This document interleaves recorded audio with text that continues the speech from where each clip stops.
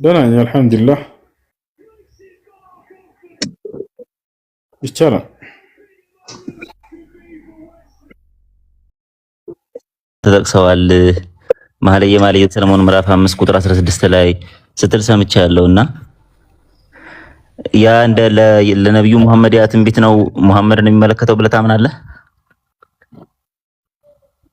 መጀመሪያ ላይ ያነሳው ነገር አለ፣ ሁለተኛ ላይ ያነሳው ነገር አለ። ሙሐመድ የሚል ቃል አለ ብዬ እዛ ስናገር ነበር ብዙ ጊዜ። አዎ ይሄ ነገር ሙሐመድ የሚል ቃል እዛ ላይ አሳይቻለሁ። አለ ወይንስ የለም? ሙሐመድ የሚለው ስም እዛ ላይ ቃሉ መሐመድም የሚለው ቃል አለ። እሱ በዕብራይስጡ ነው። ወደ እንትን ስትቀይረው ወደ አረበኛ ወይንም ወደ አማርኛ ስትቀይረው ጊዜ ሙሐመድ ይላል አይደለ? ወደ አማርኛ ጉግል ትራንስሌት ታደርገው ነው እዛው ላይ ያለ የትም ቦታ ሳትሄድ እዛው ወደምትፈልገው ቋንቋ ቀይረው ወደምትፈልገው ጉግል ትራንስሌሽን ማለት ነው። በቋንቋ ኤክስፐርቶች ሳይሆን ጉግል ላይ ትራንስሌት ታደርገው ይላል ሙሐመድ ይላል። በጣም ጥሩ። ስለዚህ እዚያው ላይ ምን ይላል? ሙሐመድ ይላል። እሺ ያ ቃል የተነገረው አሁን ለእርሱ ነው ወይንስ አይደለም የሚለው ነው አንተ ማወቅ የፈለከው? ያ ቃል እንደዛ የሚለው ቃል መኖሩ መሐመድም የሚለው ቃል መኖሩ ሙሐመድን የሚመለከት ነው ብለህ ታምናለህ? እንደሱ ነው ያምናለህ። ያ ቃል እርሳቸውን ይመለከታል። ኦኬ እሺ።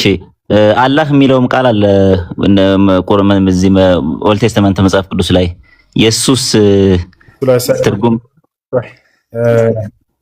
ዕብራይስጡን መጽሐፍ ቅዱስ አውጣ እኮ በዕብራይስጡ ጠብቀኝ አንድ ጊዜ ብቻ ያኛውን ስልክ ላምጣት አንድ 30 ሰከንድ ወይ 40 ሰከንድ ጠብቀኝ። ችግር የለውም አብሽር። ያንን አንተ ተስማማህ እሱን ሙሐመድ እንደሚል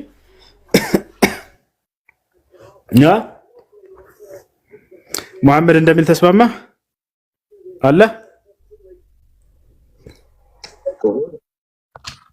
አይ እሺ ልጆች አንድ ጊዜ እኔ ማስገባት አልችልም። ምንም አይነት ነገር ልክፈት ብል መክፈት አልችልም። ገስት ላይ ያለ ማንንም ሰው ማየት አልችልም። አብከር ካለ ኮሜንት ላይ እየጻፈ መሰለኝ እንዳስገቡት እንዳወጣ ማስገባት የምትችሉ ሰዎች አብከርና ማስገቡት አንድ ጊዜ ይሰማችኋል ድምጼ? ኮፒ ሊንክ አድርጉ፣ ታብ አድርጉ ልጆች። ገስት ላይ ሰው ማን እንዳለ ወላሂ ማየት አልችልም። አይ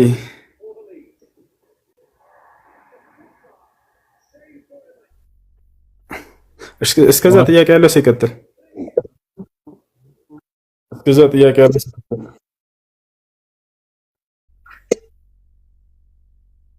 አንድ እንትኑን አውጣ።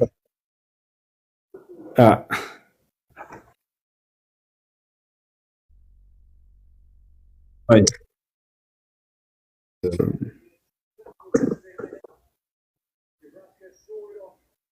እሺ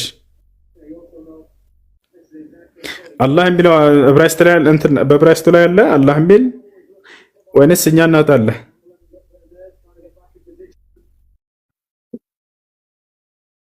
እንደው አንድ ጊዜ ይሰማሃል? አንድ ጊዜ ይሰማሃል? ያለው ሱዬ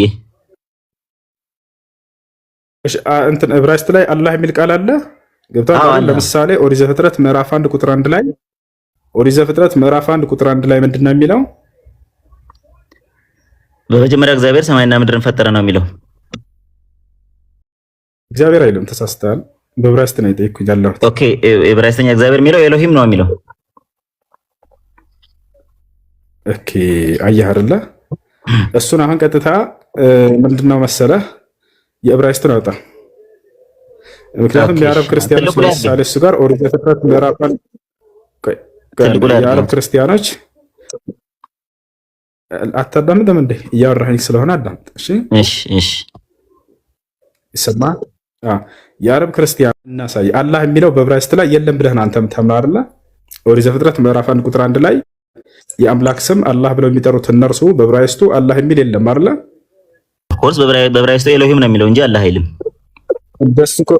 እንደሱ ከሆነ በጣም ጥሩ። ስለዚህ አሁን የዕብራይስጡን አላህ የሚለውን ቃል ልናወጣለህ ነው። አቡከር አንድ ጊዜ የእንትኖቹን የዕብራይስጥ ሙስሐፍ አውጣለት። አላህ የሚለውን ያሳየ ነው። አቡከር አንድ አውጣለት። ቆይ እናሳየ። እሺ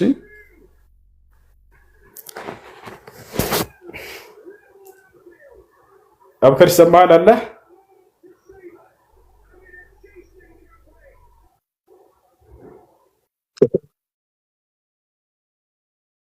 እሺ እኔ ምንም እንትን ማለት አልችልም፣ ማየት አልችልም። ከታች ጻፉለት፣ ከታች ጻፉለት። ምን እንደምታወጡ እራሱ ማየት አልችልም። አቡከርን ትልቅ ላይ አድርጉትና እስኪ አቡከር አጣለት።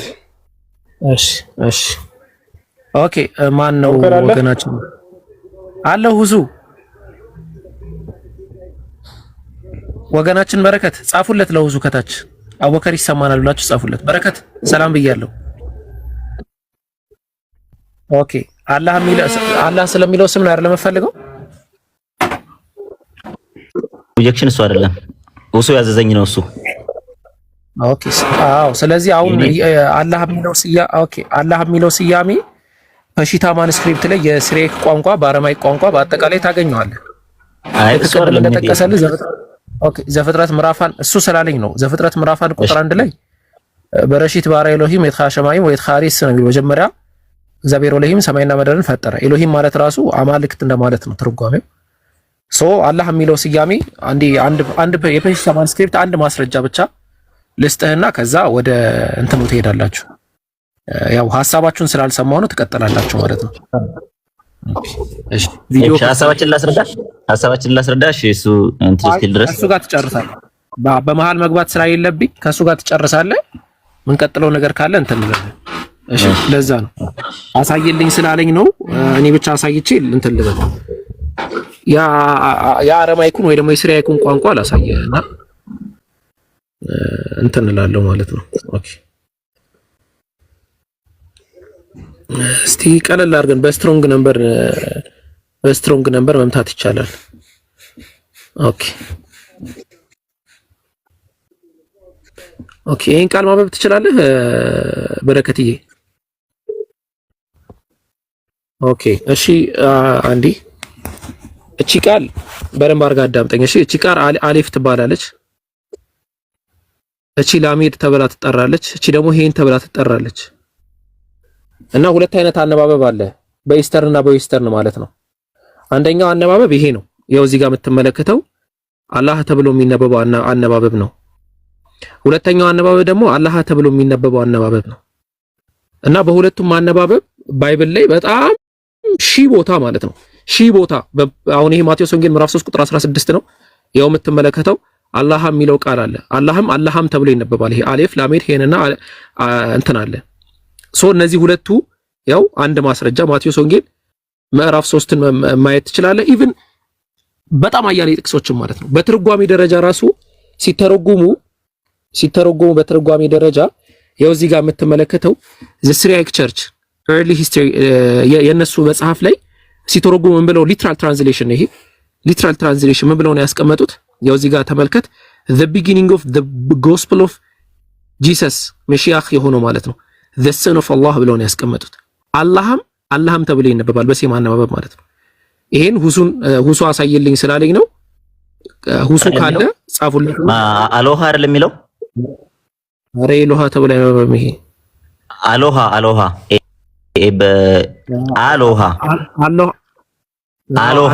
አሎሃም ተብሎ ይነበባል።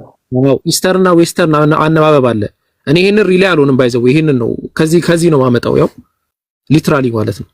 ይሄ በትርጓሜ ደረጃ እንደዛ ብለው የሚያስቀምጡት አለ ያልኩ እታል ኤሎሃ አይደለም። ይሄ ኤሎሃ ሌላ ነው፣ እሱ ሲሪያክ አይደለም። ስለዚህ እንደዚህም ብለው ያስቀምጡታል ነው።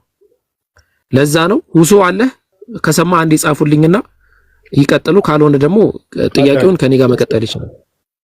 በቃ ቀጥሉ። ሁሱ ሰማል። እሺ እሺ አንዴ ትልቁ ላይ አድርጉት። ትልቁ ላይ እናድርግህና አላህ የሚለውን ቃል በዕብራይስጥ አሳየን። ማነህ? በዕብራይስጥ አላህ የሚለውን ቃል አሳየን።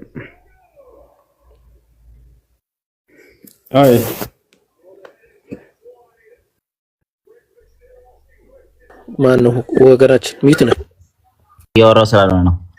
ኢያሱ ምዕራፍ 24 ቁጥር 26 ላይ አሎ አይሰማም?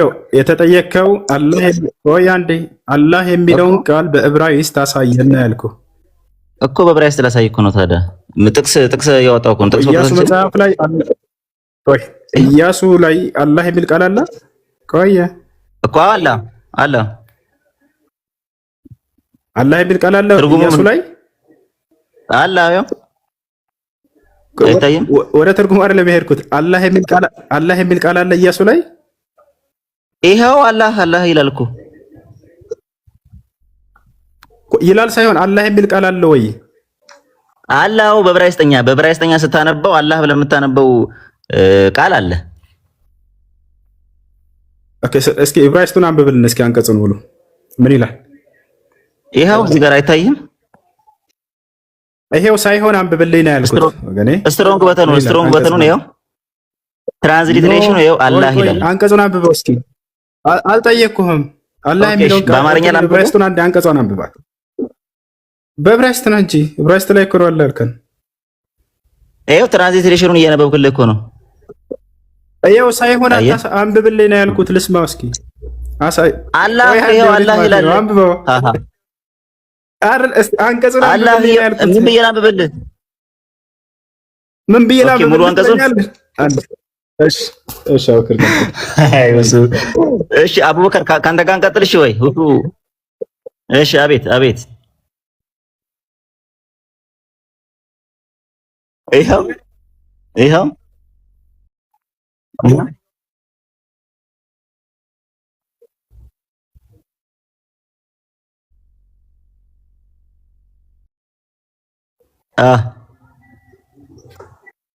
አዎ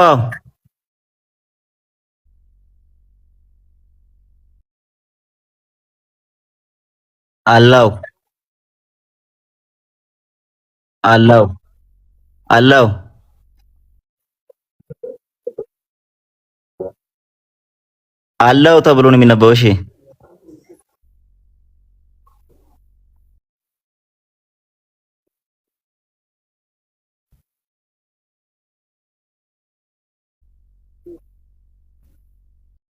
ኦኬ እሺ ና እዛ ሶንግ ኦፍ ሰለሞን 5:16 ላይ ሙሐመድ ይላል ቃል በቃል።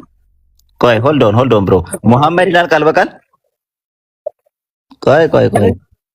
ቆይ ሙሐመድ ይላል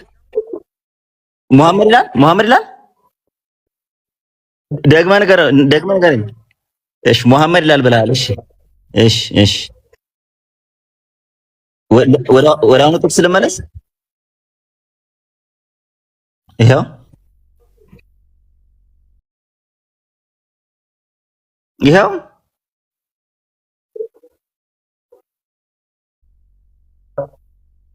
አልኩ እኮ ታዲያ እኔ አይልም አላልኩም እኮ።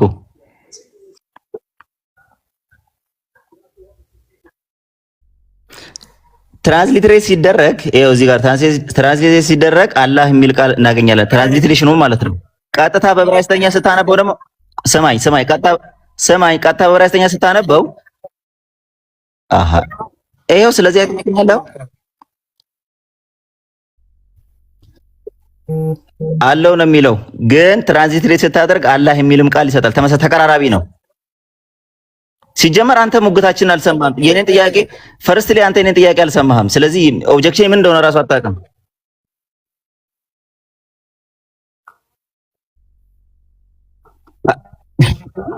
አንተ ስለዚህ አታስተምረኝም። እሱን ተወው በል። ከአንተ ጋር እንቀጥል ወይስ ከእሱ ጋር እንቀጥል?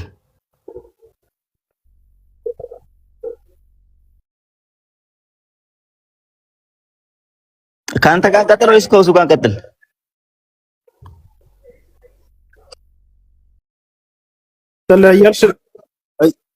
እንቀጥል እያልክ ነው። ጨረስክ እኮ ምንድን ነው የምትቀጥለው? እሱ አንተ መቀጠል አትፈልግም? አንዳችሁ አውሯ ወይ ከአቡበከር ጋር የምንቀጥል ከሆነ ከመጀመሪያው ከተነሳንበት ሀሳብ እንነሳ። ከአንተ ጋር የምንቀጥል ደግሞ ከሆነ እንቀጥል። ምን አወራው? ምንም አልጨረስኩም እኮ። ቆይ ስማኝ። ምን አወራው ትላለህ? እስካሁን አውርተህ ይሰማል? ልጆች ይሰማል?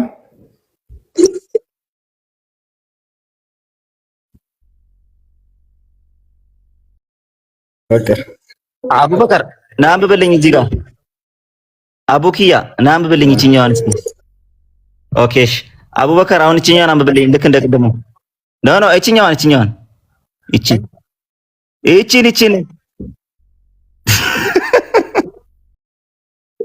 እቺኛን አምባት እቺን እንደ ትልቅ ሰው ሆነህ ታወራለህ። ቆይ አንዴ ከአቡኬ እንደ ትልቅ ሰው ሆነህ ታወራለህ በስነ ስርዓት።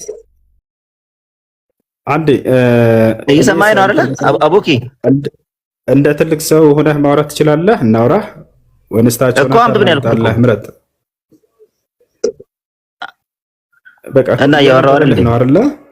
ስለዚህ አንተ አላነብም አላ እኮ አላህ የሚለውን ቃል አዳምጥ እንጂ ረጋ በል። እያነበበልህ ነው በስነ ስርዓት እያወራህ እየተሳለክ ነው። አውቀን ዝም ያልነህ። እሺ አይ መሳለቅ አይደለም ውዚ ይቅርታ፣ መሳለቅ አይደለም። አይ እሺ፣ ለማንኛውም አላህ የሚል ቃል እዚያ ቦታ ላይ እንትን ልትል አልቻልክም። አላህ የሚል ቃል ይሄው አለ አልቻልክም። እሺ የብራይስጥ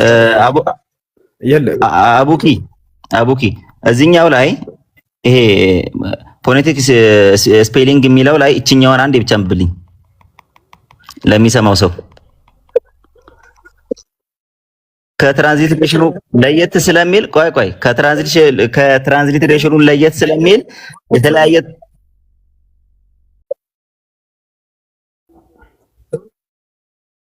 እኔ ከሚባል ፊደል አለ መቻልኩ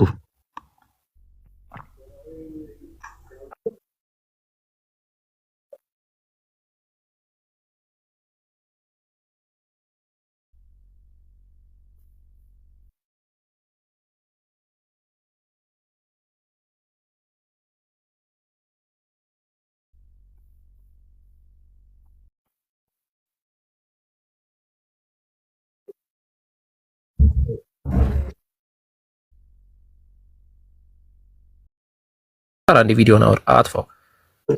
እንትን ባውንደሪ ላስቀምጥና አንዴ ልቀጥል። አይ ቲንክ መደረር ስለማልፈልግ ሁሱ ጋር ማለት ነው። ያው ማስቀምጥልህ ባውንደሪ እንደ ልጅ አቱን ከይቅርታ ጋር እዚህ መተህ ማለት ነው። ብዙ ከታች የምናስተናግዳቸው ልጆች አሉ የሚመጡ ማለት ነው። ስለዚህ ፐርሰናል አታክ አታርግ። እኔ ሳወራ ተሳድበሃል ተሳልቃል እያልክ አንተም ደግሞ ፐርሰናል አታክ። ኦኬ እኔ ነኝ ያወረድኩት። እሺ ከይቅርታ ጋር ሁሱ ማለት ማውራቱን ሁሱም ይሄን ያህል የሚፈልገው የለም እዚህ ጋር እኛም ብዙ የሚማሩ ልጆች አሉ። ስለዚህ ከይቅርታ ጋር እንትን በልና ለመቀጠል ሞክር። አፎን ሁሱ እንትን ስላለኝ ነው በመሀል የገባሁት። ኢንሻአላህ ቀጥላ። አይ እሺ ይሰማችኋል። እኔ አንድ ሰው ገስት ላይ ይተኛል ማለት ማን እንደገባ ራሱ አላውቅም። ድምጽ ብቻ ነው የሚሰማኝ። አፎን አንዴ ሁላችንም ታብ ኮፒ ሊንክ እናድርግ ኢንሻአላህ። ቅድም ይሰማ ነበር አሁን ይዞታልና አንዴ ሁላችንም ኢንሻአላህ ገስት ያለው ነው ማለት ነው። እሺ ከተሰማችሁ መቀጠል ትችላላችሁ። እኔ ገስት ላይ ሰው አይታየኝም።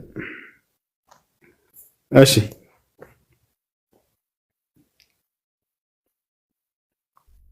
ገስት ላይ ሰው ካለ መቀጠል ትችላላችሁ። ከሌላችሁ አድሚኖች በተራ አስገባችሁ።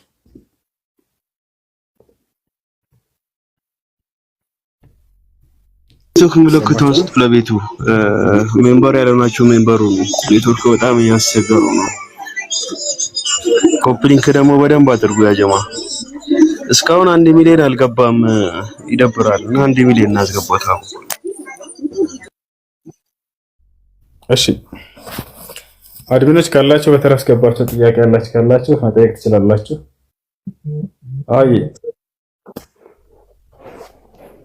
اسمعوا الكلام ولا ماشي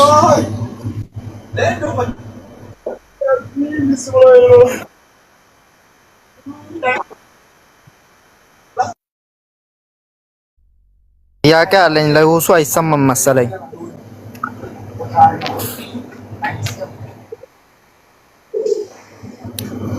እሺ ሰላም አለይኩም ሁሱ።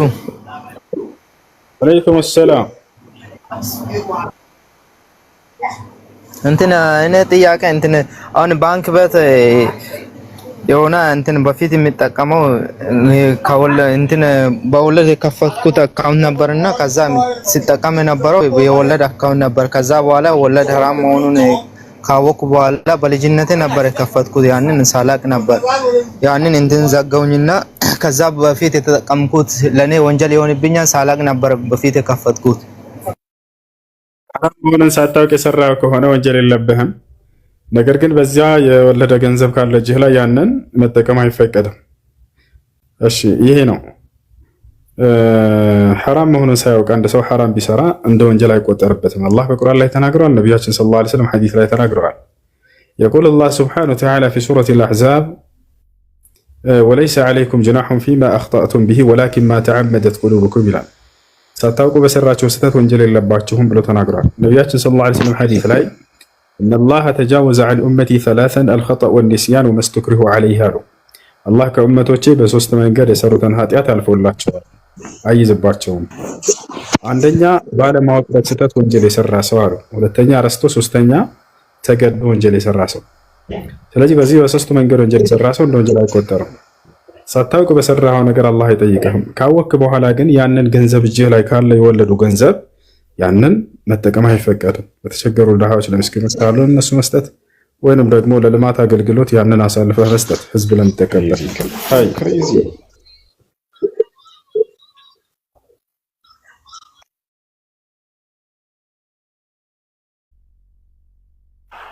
እሺ ያንን አካውንት ማዘጋት የምትችል ከሆነ ማዘጋት አለብህ። ወንድም በወለድ እንትን መስራት አይቻልም፣ አይፈቀድም።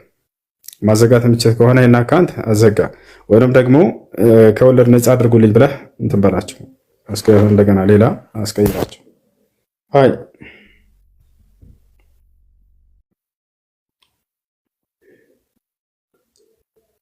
እሺ ጥያቄ አላችሁ? ሁሳ አይሰማም ያንተ እያሉ ነው። አይሰማም ልጆች?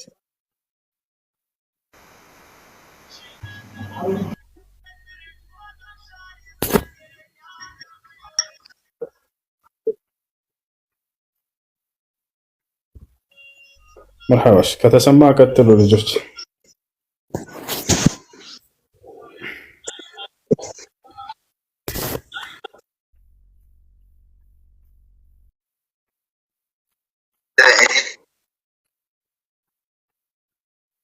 እሺ ጥቁር ቀለም አይፈቀድም፣ ከዚያ ውጭ ችግር የለውም። ቃል ነቢ ሰለላሁ ዐለይሂ ወሰለም ሰየእቲ ፊ አኺሪ ዘማን ቀውሙን የኽድቡነ ቢሰዋድ ፈሃኡላእ ላ የጅዱነ ራኢሐተል ጀና። ነቢያችን ሰለላሁ ዐለይሂ ወሰለም ምን አሉ? የቂያማ ቀን ሲቃረብ ጊዜ፣ የዘመኑ ፍጻሜ ሲቃረብ ከሰዎች በብዛት ፀጉራቸውን ጥቁር ቀለም የሚነክሩ ሰዎች ይመጣሉ። እነዚህ የጀነትን ሽታ አያገኙም አሉ። የጀነትን ሽታ ያገኙ ማለት ነው ጀነት አይገቡም እያሉ ነው? ላ የወንጀሉን ክብደት ለመግለጽ ፈልገው እንጂ ነብዩ ሰለላሁ ዐለይሂ ወሰለም ግነትን ለመግለጽ እንዲህ አይነት ቃላትን ይጠቀማሉ። እንዲህ ያደረገች የጀነት ሽታ አታገኝም፣ ባሏ ፍች የጠየቀች የጀነት ሽታ አታገኝም ብሏል አይደል? ያ ማለት ጀነት አትገባም ማለት ነው አይደለም። ያ ነገር ኃጢአቱን ለመግለጽ እንዲሁም ደግሞ ሰዎች ከዛ እንዲጠነቀቁ ነብዩ ሰለላሁ ዐለይሂ ወሰለም የሚያደርጉት ነገር ነው። እርሱ ይህ ነው። እሺ ለማንኛውም ያ ነው። ጥቁር ቀለም አይፈቀድም። ከጥቁር ቀለም ውጭ ሌላ ችግር የለም። እሺ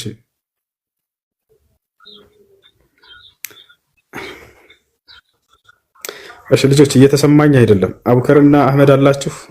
ገስት ላይ ሰው አይታየም፣ በድምጻቸው ነው ያውቃችሁ። ይሰማቸው። አቡከር አለ፣ አህመድ አለ። እኔ አለው መርካባ የሆነ ርዕስ አንሱና አውሩ። ክርስቲያኖች ካላችሁ ገብታችሁ ጠይቁ። እኔ ያረፍ ልበል። ምንም እንትን እያለኝ አይደለም፣ ኔትወርክ እየሰራልኝ አይደለም። ድምጻችሁ ብቻ ነው የሚሰማኝ። ገስት ላይ ሰው ማስገባትም ሆነ መቆጣጠር አልችልም። አይ ቀጥሉ። ከፍጡር ጋር ይቀላቀላል ወይ ምናምን ሲለኝ አይቀላቀልም ስላቸው እንትና መረዳት አለበት። መቀላቀል ሲለው ምን ማለት ፈልገው ነው? አንድ ላይ ይሆናል ወይ? ከፍጡር አንድ ላይ ይሆናል ወይ? አንድ ላይ ሲሆን ለምሳሌ አሁን አምላካችን መለኮታዊ ማንነትና ምንነት አለው። መለኮታዊ ምንነቱ ከፍጡራን ጋር የሚቀላቀል አይሆንም። ዳት ሚንስ የፓንቲዝም ሐሳብ ይሆናል። ፓንቲዝም ማለት አምላክ በፍጡር ውስጥ የሚሆንበት ኮንቴክስት ነው። ዳት ሚንስ እኛንም አምላክ የሆነ የሚያደርገን ይሆናል ማለት ነው። አምላክ ከፍጡራን ጋር የሚቀላቀል ከሆነ በዛ ኮንቴክስት። ነገር ግን አምላክ ከፍጡራን ጋር ነው የሚለው መለኮታዊ ማንነቱ ከሆነ ዳት ሚንስ አምላክ እኛን በማየቱ አምላክ እኛን በመስማቱ ውስጥ ከሆነ አዎ አምላክ እኛን ያየናል፣ አምላክ እኛን ይሰማናል አይደለ? ቶል አምላክ በማየቱ በመስማቱ በእውቀቱ ሁሉን ያካበበ ሁሉን ያካለለ ነውና ምንም ቦታ ምንም ቢፈጠር ከዛ ነገር እውቀት የለውም ማለት አንችልም። ከዛ ነገር ያንን ነገር አልተመለከቱም፣ ከዛ ነገር ያንን ነገር አልሰማውም ማለት አንችልም። አላህ ከፍጡራን ጋር ይቀላቀላሉ ሲሉ በምን ኮንቴክስት ተረድተውት ነው? በመለኮታዊ ማንነቱ ወይስ ምንነቱ? እነሱ ከአርሽ በላይ ሌላ ፍጡር አለ ወይ ምናምን ነገር ሲሉኝ የለም ምናምን አልኳቸው። ከዛ የድብቁ መጽሐፍ እሱ ዘንድ አለ አይደል እንዴ? አላህ ዘንድ ድብቅ መጽሐፍ አለ አሉኝ። ከዛ እሱ ዘንድ ነው ያለው እና ድብቁ መጽሐፍ ደግሞ ፍጡር አይደለም እንዴ? ስለዚህ ከፍጡር ጋር ተቀላቅሎ ነው የሚኖረው ማለት ነው አለ። ፍጡር አይደለም ድብቁ መጽሐፍ ደግሞ ፍጡር አይደለም ካልክ ከአርሽ በላይ ሁለት ፈጣሪ አለ ማለት ነው። ፍጡር አይደለም ካልክ ፈጣሪ ሊሆን ነው ድብቁ መጽሐፍ። ፍጡር ነው ካልክ ደግሞ አላህ ከፍጡር ጋር ተቀላቅሎ ይኖራል ማለት ነው የሚለውን እንትን ያለ። ኦኬ እሺ እሺ እንደ አይነት ሀሳባሽ እሺ ጥሩ። ድብቁ መጽሐፍ ሳይሆን ለውህ አልመሕፉዝ ይባላል። ኪታብ ነው። ስለ ለውህ አልመሕፉዝ ስናወራ ለምሳሌ አላህ ዓርሽን ፈጠረ፣ አላህ ለውህ አልመሕፉዝን ፈጠረ። ለውህ አልመሕፉዝ የምንለው ምንድነው? አላህ ውሳኔዎች በሙሉ የተጻፉበት ነው። ነገሮች በምን መንገድ እንደሚሄዱ ምን እንደሚካሄድ የተጻፈበት ነው። አሁን ምንድነው የተፈለገበት ሀሳብ? ከአህለ ሱና ወል ጀማዓ አኳያ አላህ ከዓርሽ በላይ ነው የሚል ምልከታ አለ። አሁን ይህንን ካየን በኋላ ይሄ ዓርሽና ማነው ዓርሽና አልኩኝ ለውህ አልመሕፉዝና አላህ ላት ሚንስ ሲሉ እነሱ የፈለጉበት ፍጡር ሲሉ የተፈለጉበት ለውህ አልመሕፉዝን ነው። ለውህ አልመሕፉዝ ፍጡር ከሆነ ከፍጡራን ጋር ማይቀላቀል ከሆነ እንዴት የሚል ሀሳብ ነው አይደለ? አይደለ?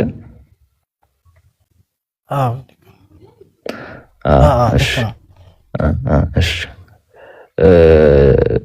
ለውህ አልመሕፉዝ የሚባለው ነገር ገይብ የሆነ ነገር ነው። ገይብ የሆነ ነገር ነው።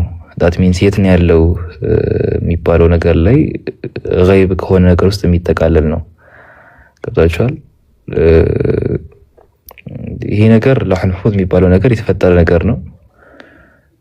የሚጠበቅም ነገር ነው። ዳት ሚንስ የተጠበቀ ጥብቁ መጽሐፍ ነው። ዳት ሚንስ እና የአላህን ውሳኔ ደግሞ የያዘ ነው። ነገር ግን የት ነው ይሄ ነገር ያለው በሚለው ዙሪያ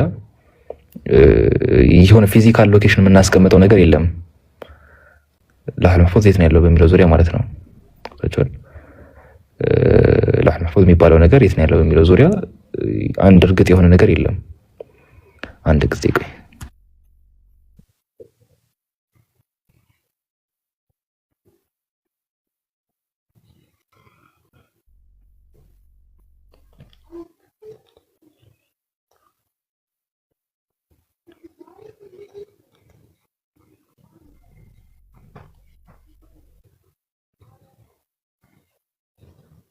መት እስከሚመለስ ድረስ ፋውዛን ካፊሮቹን ቤት የምትሄድ ከሆነ አደራ እንዳትሄድ። ይህንን ጥያቄ ዛሬ የሆነ ካፊር አቡበክር ቤት ገብቶ ሲጠይቅ ስለሰማው ነው። እሺ አደራችሁን ካፊር ቤት የምትሄዱ ልጆች እዛ ጥርጣሬና ሙናፊቅነትንና መጥፎ ጥርጣሬ ይዛችሁ ነው የምትመጡት። ትክክለኛውን ነገር እኮ አያስረዷችሁም። ከዛ አንጻር ሀቢቢ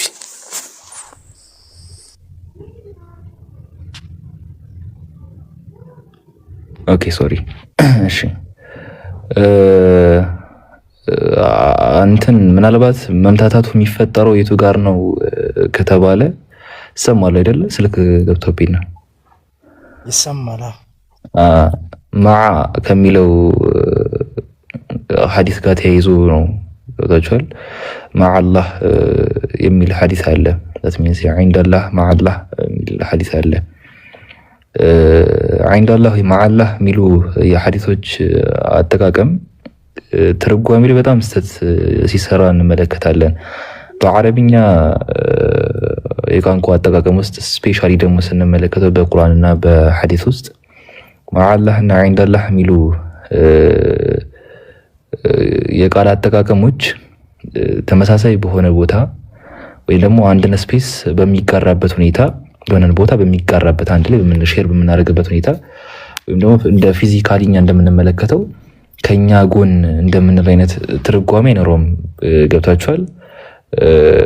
እንደ አይነት ትርጓሜ አይኖረውም። በአላህ ቁጥጥር ስር ለማለት ከተፈለገ ማዓላህ ወይም ዒንደላህ ሊባል ይችላል። በአላህ እውቀት ውስጥም ማለት ዛትሚንስ አላህ ብቻ የሚያውቀው ለመባልም ከተፈለገ ማዓላህ ወይም ዒንደላህ ሊባል ይችላል። አላህ ያከበረው አላህ የሚጠብቀው ማለትም ከተፈለገ ማዓላህም ዒንደላህም የሚል ዩዜጅ ሊኖር ይችላል። ያንን ደግሞ በጣም ብዙ ማስረጃዎች መጥቀስ ይቻላል። በጣም ብዙ መታታዎች የሚፈጠሩት በምን ውስጥ ነው ከተባለ በሐዲስ ላይ የመጣ ነገር አለ። ገብታችኋል? የለውሑል መሕፉዝን ሲመጣ ማዓላህና ዒንደላህ የሚል አይ ቲንክ ሙስሊምና ቡኻሪ ላይ መጣ ሐዲስ አለ። ያ ግን ገብታችኋል? ያ ትርጓሜ ግን እንደዛ የሚፈታ አይደለም።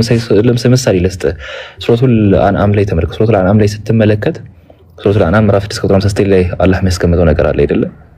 ስቋረጥ ነገር ስልክ የገባብኝ ሰው ነው። አፍዋን ይሰማችኋል? የጀማ ይሰማል? እሺ መርሐባ። ሱረቱል አንዓም ምዕራፍ 6 ቁጥር 59 ላይ አላህ የሩቅም ነገር መክፈቻዎች እርሱ ዘንድ ናቸው ይላል አላህ አይደለ? እንደዛ ይላል አላህ። ገብቶሃል? እና ከእርሱ ዘንድ ናቸው ከእርሱ በቀር ማንም አያውቃቸውም። በየብስና ባህር ያለውን ሁሉ ያውቃል ከቅጠልም አንዲት አትረግፍም የሚያውቃት ቢሆን እንጂ ይላል አላህ ቁርአን ላይ። አላህ እንደዛ ሲል እርሱ ዘንድ ናቸው ሲባል እነዚህ ቁልፎቹ ላይ የተባሉት አላህ ቁርአን ላይ ዘጋ ያስቀመጣቸው የሩቅ ነገር መክፈቻዎች ወይም ቁልፎቹ የተባሉት እዛ ጋር አንድ ቁልፎቹን ጭምር ነው እና መፋቲህ የሚባሉት እነሱ ናቸው። እና መፋቲህ ወይም ቁልፎች መክፈቻዎች የተባሉት ነገር ከአላህ ዘንድ ናቸው ሲባል ፊዚካሊ ከእሱ ጎን ናቸው የሚለውን ትርጓሜ ይሰጠናል አይደለ? አይሰጠንም። እንደነ ትርጓሜ ይሰጠናል። ሌላ ምሳሌ ደግሞ እንውሰድ እስቲ። አንድ ምሳሌ እንውሰድ። ሱረቱል ቀሰስ ላይ አላህ የሚያስቀምጥልን ነገር አለ። ሱረቱል ቀሰስ ምዕራፍ 28 ቁጥር 60 ላይ ያዳመጣችሁኝ ነው? ኡስታዝ ሱረቱል ቀሰስ ምዕራፍ 28 ቁጥር 60 ላይ ተመልከቱት። ከማንኛውም ነገር የሰጣችሁት በቅርብ ጥቅምና ጌጧ ነው። አላህ ዘንድ ያለው ምንዳ በጣም በላጭና ዘውታሪ ነው። አታውቅም ምን ይላል አላህ? አላህ ዘንድ ያለው ምንዳ እያለ ሲናገር ምን ማለት ተፈልጎ ነው? ላይክ እንዲያ ሲባል የተፈለገበት ነገር ምንድነው? አላህ ለእናንተ የዋለላችሁ ለእናንተ ያሰበላችሁ ፕሮሚስ ያደረገላችሁ የጠበቀላችሁ ነገር ማለት ፈልገው ነው እንጂ ልክ እንደ አንድ ማተር ወስደን ወይ ደግሞ እንደሆነ ነገር ተርጉመን አላህ ዘንድ ሲል በዛ መልክ አይደለም ምን ተረጉመው ገብታችኋል። ሌላ ምሳሌ ደግሞ ነው አይ ቲንክ ሱረቱል ተክዊር ላይ መሰለኝ ሱረቱል ተክዊር ምናምን እርግጠኛ አይደለሁም 83ኛው ምዕራፍ እዛ አካባቢ ሱረቱል ሙጠፊፊን መጣልኝ። ሱረቱል ሙጠፊፊን ላይ አላህ የሚያስቀምጥልን ነገር አለ። አይ ቲንክ 18ኛው አያ ጀምሮ አላህ የሚያስቀምጥልን ነገር አለ እስከ 21 ብትመለከቱት ማለት ነው። በእውነት የእውነተኞች ምዕመናን መጽሐፍ በኤሊዮን ውስጥ ነው። ኤሊዮንም ምን እንደሆነ አሳወቀ። የታተመ መጽሐፍ ነው። ባለሞች ይጣዱ አላህ ብሎ አስቀመጠ ማለት ነው። ሶሪ እና አላህ እንደዛ ደግሞ የሚያስቀምጥልን ነገር ኤሊዮን የተቀመጠው ነገር ሃይስት የሆነ ሪልም ተፈልጎ ነውና ስቲል ክሬትድ የሆነ ነገር ነው። ገብታችኋል? ነገር ግን አላህ ራሱ ነው ማለት አንችልም። ገብታችኋል? አሁን ይህንን ሁሉ ማስረጃዎች ከተመለከትን ስፔሻሊ ደግሞ የሱረቱል ቀሰስና የሱረቱል አንዓም ምሳሌ ከተመለከትን በኋላ በአረብኛ ዩዜጅ ላይ ማዓላህና ዒንደላህ የሚሉ ተርጓሚዎች ለውሑል መሕፉዝን በሰሒህ ቡኻሪና ሰሒህ ሙስሊም ላይ አይነት ዩዜጅ ሲኖር በአላህ ቁጥጥር ውስጥ ነው፣ በአላህ ጥበቃ ውስጥ ነው። ያ ነገር ደግሞ በአላህ እውቀት ውስጥ ብቻ ያለ እንጂ ሌላ ማንም የሚያውቀው የለም የሚለውን ትርጓሜ ከማስያዝ አኳያ እንጂ ከአርሽ ላይ ስፔስን የሚጋራ የሆነ በአንድ ቦታ ላይ ያለ ፊዚካሊ ከአላህ ጎን ያለ ብለን ምን ተረጉም አይነት ሀሳብ አይደለም። ገብቷል? እሱ ለውሑል መሕፉዝ የት ነው ያለው ከተባለ አላህ ነው የሚያውቀው። ምናልባት ዑለሞች ከዛ ጋር ተያይዘው የሚያነሱት ሀሳብ ሊኖር ይችላል። አለ ያ ሀሳብ አለ። ነገር ግን አላህ ነው የሚያውቀው። ያ ገይብ ከሆኑ እውቀቶች መካከል አንዱ ነው እና ገይብ ነው፣ የገይብ ይዡ ነው ማለት ነው። ገብቷል? ለውሑል መሕፉዝ በአርሽ ላይ ነው የሚል ሀሳብ የለም። ከአርሽ በታች ነው፣ ከአርሽ በላይ ነው። ምንም አይነት ማስረጃ የለም እዛ ላይ። ማዓላህና ዒንደላህ ደግሞ የሚባሉት ነገሮች በአላህ እውቀት ውስጥ፣ በአላህ ቁጥጥር ውስጥ፣ በአላህ ጥበቃ ውስጥ ያለ ነገር ለመወከልም የሚመጡ ናቸው እንጂ ከአላህ ጋር አንድን ቦታ የሚጋራ ከአላህ ፊዚካሊ ጎን ከሱ ጎን ያለ ነገር ነው ብለን ምን ተረጉም አይነት አይደለም ማለት ነው። ከዛ ጋር የሚምታታ አይደለም። ግልጽ ነው። ግልጽ ነው ኡስታዝ። አላህ እውቀትን ጨምሮ ይስጣችሁ።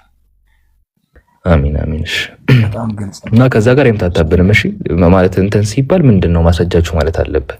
እሺ ኡስታዝ እንደዛ ማለት አለብህ። ላይክ ቡኻሪና ሙስሊም ላይ የሚጠቅሱልህ ሐዲስ አለ። ምናልባት ያንን ጠቅሰውልህ ነው ማዓላህና ዒንደላህ የሚለው የሰሒህ ሙስሊምና ቡኻሪ ላይ ያለው ሐዲሶች ጠቅሰውልህ ነው። ከእርሱ ዘንድ ነው የሚለው። ከእርሱ ዘንድ የሚለው ግን በዛ የሚፈታ አይደለም። ምናልባት ሌላ ኸልቆችም የሚመጣ ሐዲስ አለ።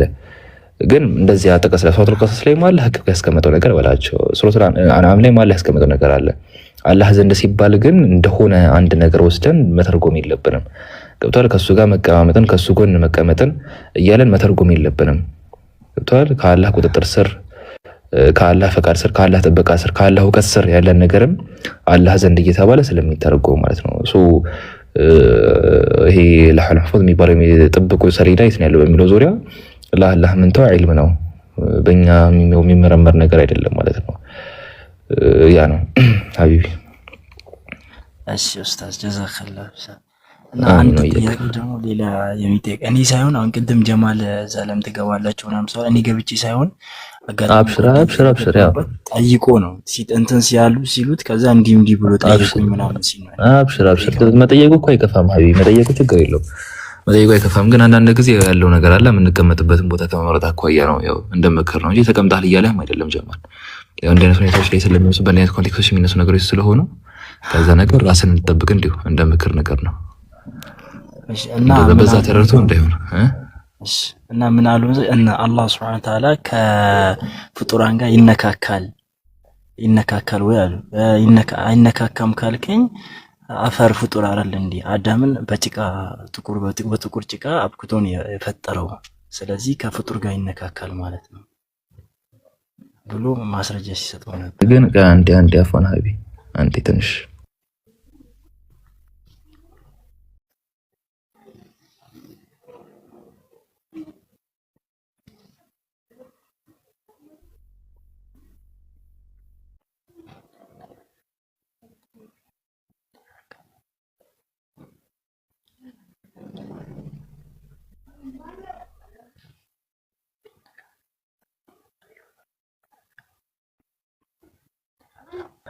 እሺ ይሰማል? ለምጽ ይሆን?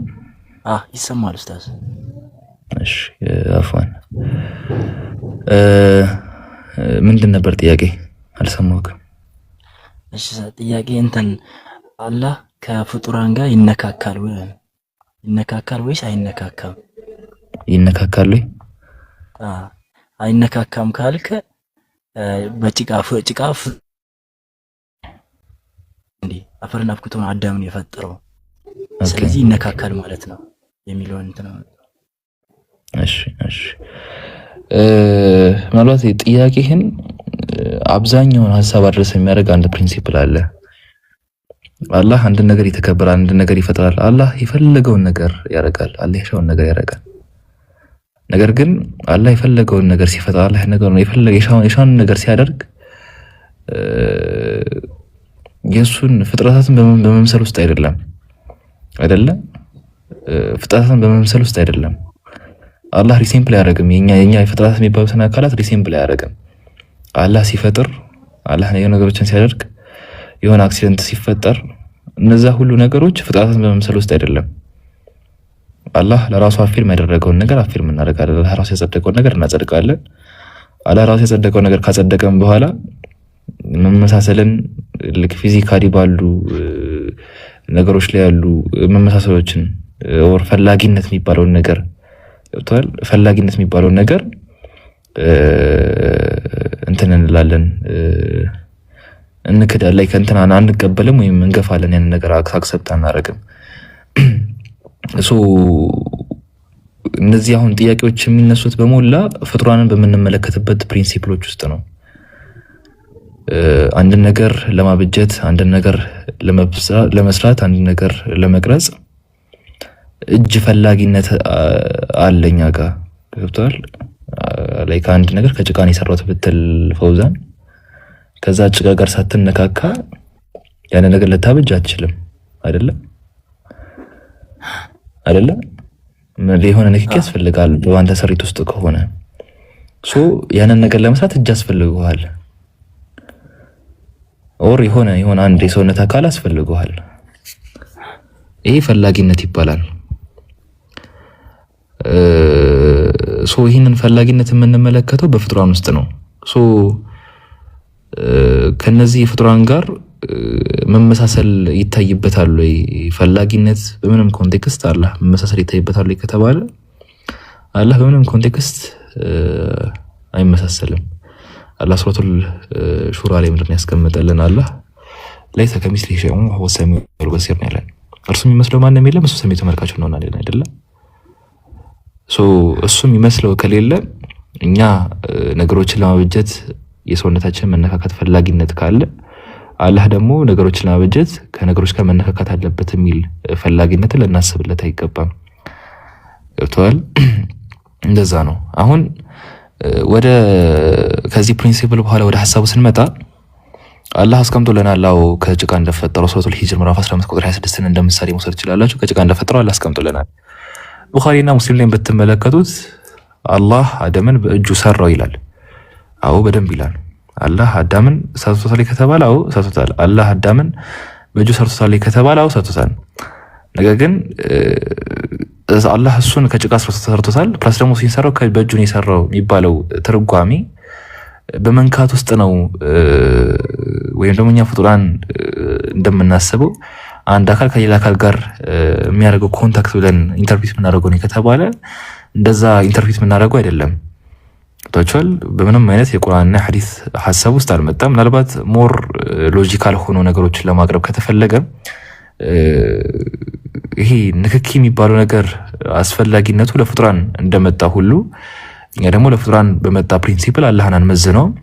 በዛ ምክንያት በዛ ፕሪንሲፕል አላህ ሱረቱ ሹራ ላይ ባስቀመጠው ፕሪንሲፕል ለይሰ ከሚስሊሂ ሸይኡን ወሁወ ሰሚዑል በሲር በሚለው ፕሪንሲፕል ብቻ ያንን ሐሳብ መምታት ትችላለህ። አንድን ነገር ለመስራት መንካት የሚባለው ነገር አስፈላጊነት አለው ከተባለ ያንን አስፈላጊነት የሚታየው ለነዚህ ፍጡራን ነው። ከዛ ፍጡራን ውጪ ባለ አካል እኛ ልናስብ ልናገነዘበው በማንችለው አካል የአካል አዳምን ለመስራት በእጁ እሱን ማገላበጥ፣ መደባበስ፣ ማብካት አለበት የሚል ትርጓሜ ስህተት ነው። ከዛ መስመርም የሚያስወጣን ነውና ለይሰ ከሚስሊሂ ሸይኡን ወሁወ ሰሚዑል በሲር የሚለው አንድ የሚመታው ነው ማለት ነው ሐሳብ ማለት ነው። ከዛ በኋላ ደግሞ እንዴት አላህ ታዲያ እንደዛ ካልሆነ እንዴት አላህ እሱን ሰራው ከተባለ ያለ ከፊያ የምንቀበለው ነው። ከፊያ የሚባለው ነገር ምንድነው? እንዴታነት ወይም ሀውነስ የምንለው ነገር ነውና ያለ እንዴታነት የምንቀበለው ነው ማለት ነው። ገብቷል? እንደዛ ነው። ያንን ነገር አንቀበለውም። አላህ እሱን ለመስራት እጅ ያስፈልገዋል ወይም አስፈላጊነት አለው ብለን አፊርም አናደርግም የፍጡራን ምሳሌ ስለሆነ። ነገር ግን ታዲያ በእጁ ደባብሶ አብክቶ ምናምን የሚባለው ለፍጡራን የምንሰጠው ዴፊኒሽን ለሱ ካልተሰጠ በምንድን ነው ያንን ነገር ልንቀበል የምንችለው ከተባለ ያንን ነገር ለመቀበል ከይፍያ ወይም ደግሞ እንዴታነት የሚባል ነገር ያስፈልገናል። ምክንያቱም እንዴታነት፣ ማመሳሰል፣ መሰል የሚባሉ ነገሮች አፕላይ የምናደርጋቸው ለምናውቃቸው አእምሯችን ሊያስተነትናቸው የሚችለው የሆነ ኤክስፒሪየንስ ከላለው ሜንታል ፕሮሰስ ውስጥ ሊገባ በሚችል ነገር ውስጥ እንጂ ሜንታል ፕሮሰስ ሊገባ በማይችል ከዚህ ፊት አይተነው በማናውቀው አሰላስነው በማናውቀው ጭንቅላታችን ሊመጣ በማይችል ከምንም ጋር ሊመሳሰል በማይችል ምንም አይነት ቢጤ ለሌለው አካል የሚውል አይደለም ማለት ነው። በዚያ ነው ነገሮች ኤክስፕሌን የሚደረጉት ማለት ነው። አላህ አዳምን በእጁ ሰጥቶታል ከተባለው ሰጥቶታል። ነገር ግን የእሱን ሲሰራው የእሱን ክብረና ለቀና ባስጠበቀ መልኩ እንዴታነቱን ደግሞ በምንም አይነት መልኩ ለማናውቀው የፍጡራን ኮንቴክስት ባልያዘ መልኩ ነው እሱን እየሰራው ብለን ኤክስፕሌን የምናደርገው ማለት ነው። ለምን ከፍጡራን ጋር ምንም የምናመሳስለው ነገር የለም። እኛን የምናውቀው የራሳችን አሁን ያለንበትን ኮንቴክስት ገብቷል። እኛን የምናውቀው አንድን ነገር ሰራው ለማለት እኔ መንካት አለብኝ የሚለውን ፕሪንሲፕል የምናስቀምጠው ፍጡራን ለሆኑ አካላት ብቻ ነው።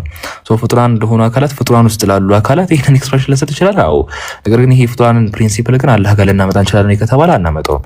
እነዚህን ሁሉ ነገሮች እዚህ ሁሉ ስብስብ ፖይንቶች ውስጥ ከመግባታችን በፊት መጀመሪያ ችግሩን ይፈታለን። ምንድነው እንደ ፕሪንሲፕል የምናስቀምጣቸው ነገሮች ነው።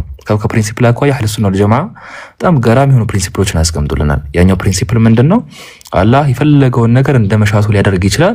ነገር ግን ሲያደርግን ከፍጡራን ጋር በተመሳሰለ መልኩ አይደለም ነው። ለይሰ ከሚስሊሂ ሸይኡን ወሁወ ሰሚዑል በሲር የሚለው አንዱ ገራሚ የሆነ ፕሪንሲፕል ነው ማለት ነው። እኛ ነገሮችን ሰራን ለማለት መንካት ይጠበቅብናል የምንል ከሆነ እንደ ፍጡር፣ አላህ ግን ነገሮችን ሰራው ለማለት መንካት አይጠበቅበትም ፍጡራንን ስለማይመስል ማለት ነው። ያንን አለመምሰሉን ደግሞ በአንድ የቁርአን ሐዲስ ፕሪንሲፕል ማስቀመጥ እንችላለን ማለት ነው። አላህ እንዴት ሳይነካ ያንን ነገር ሊሰራ ይችላል ከተባለ ያንን ነገር ያለ እንዴታነቱን አክሰፕት የምናደርገው ምክንያቱም እንዴታነቱን ልናውቅ የምንችለው ቢጤ ያለው ሊመሳሰል የሚችል በሆነ መረዳት እኛ ልናውቀው የምንችለው ይሆን አካል እንጂ በሆነ መረዳት እኛ ማናውቀው ዳት ሚንስ አይተነው ማናውቀው ዳብሰነው ማናውቀው ቀምሰነው ማናውቀው ፕላስ ደግሞ ቢጤ የሌለው መመሳሰል የሌለውን አካል አይደለም ማለት ነው። በዚያ ነው የምንረዳው ነገሮችን አላህ አዳምን በእጁ ሰርቶታል ለማለት ፊዚካል ኮንታክትን እንደ ፍጡራን ያስፈልገዋል የሚለው ድምዳሜ ለፍጡራን በመጣ ፕሪንሲፕል የሚቃኝ እንጂ ለፈጣሪ አላህ ባስቀመጠው ፕሪንሲፕል ሱረቱል ሹራ ላይ ባስቀመጠው ፕሪንሲፕል የሚዳኝ አይደለም ማለት ነው። ሶ በዛ ነው ነገሮች የሚታየው። ሀቢቢ ግልጽ ነው፣ ግልጽ ነው፣ በጣም ግልጽ ነው ኡስታዝ ጀዛከላ። አሚን ወያክሽ። ሌላ ጥያቄ ያለው ሰው አለ? ሰላም አለይኩም ወራህመቱላሂ ወበረካቱ። ወአለይኩም ሰላም ወራህመቱላሂ ወበረካቱ። ላይክ እንትን አሉ እሺ፣ እንትን ነው ላይ ብዙ ሀሳብ ያላቸው ሰዎች ሊያነሱልኝ ይችላሉ። ግን ፕሪንሲፕል ያዙ። ጥያቄው ስትመለሱ መጀመሪያ ፕሪንሲፕል ነው ነገሮችን ገና ከጅምሩ መመልከት ያለባችሁ። ወጣችሁ አልገብታችሁ ውስጡን ምንም እንትን ማድረግ የለባችሁ። ገና በፕሪንሲፕሉ ስትመለከቱ ነገሮች ታ ያደርጉላችኋል ዓሊሞች። ወጣችኋል። አላህ በጥቅሉ ከፍጡራን ጋር ኢንተራክት አያደርግም የሚሉ አሉ። ጀህሚዮች እኮ ተነስተዋል። ወጣችኋል። ልክ እንደዛ ሁሉ ደግሞ አላህ ሰዎችን ይነካል። ይሄ ሱብሃንአላህ በጣም የደደቦች ስራ እኮ ነው። እንደዛ ብሎ የሚያስቡ ደግሞ ወጀሲማ የሚባሉ ደግሞ ሰዎች አሉ። ደግሞታቸዋል። ላይክ ደግሞ እጅን ደግሞ ልክ እንደ አንድ ፓወር ደግሞ ኢንተርፕሬት የሚያደርጉ ታዊል ያለምንም ማስረጃ ታዊል ደግሞ የሚሰጡ ሰዎች ደግሞ አሉ።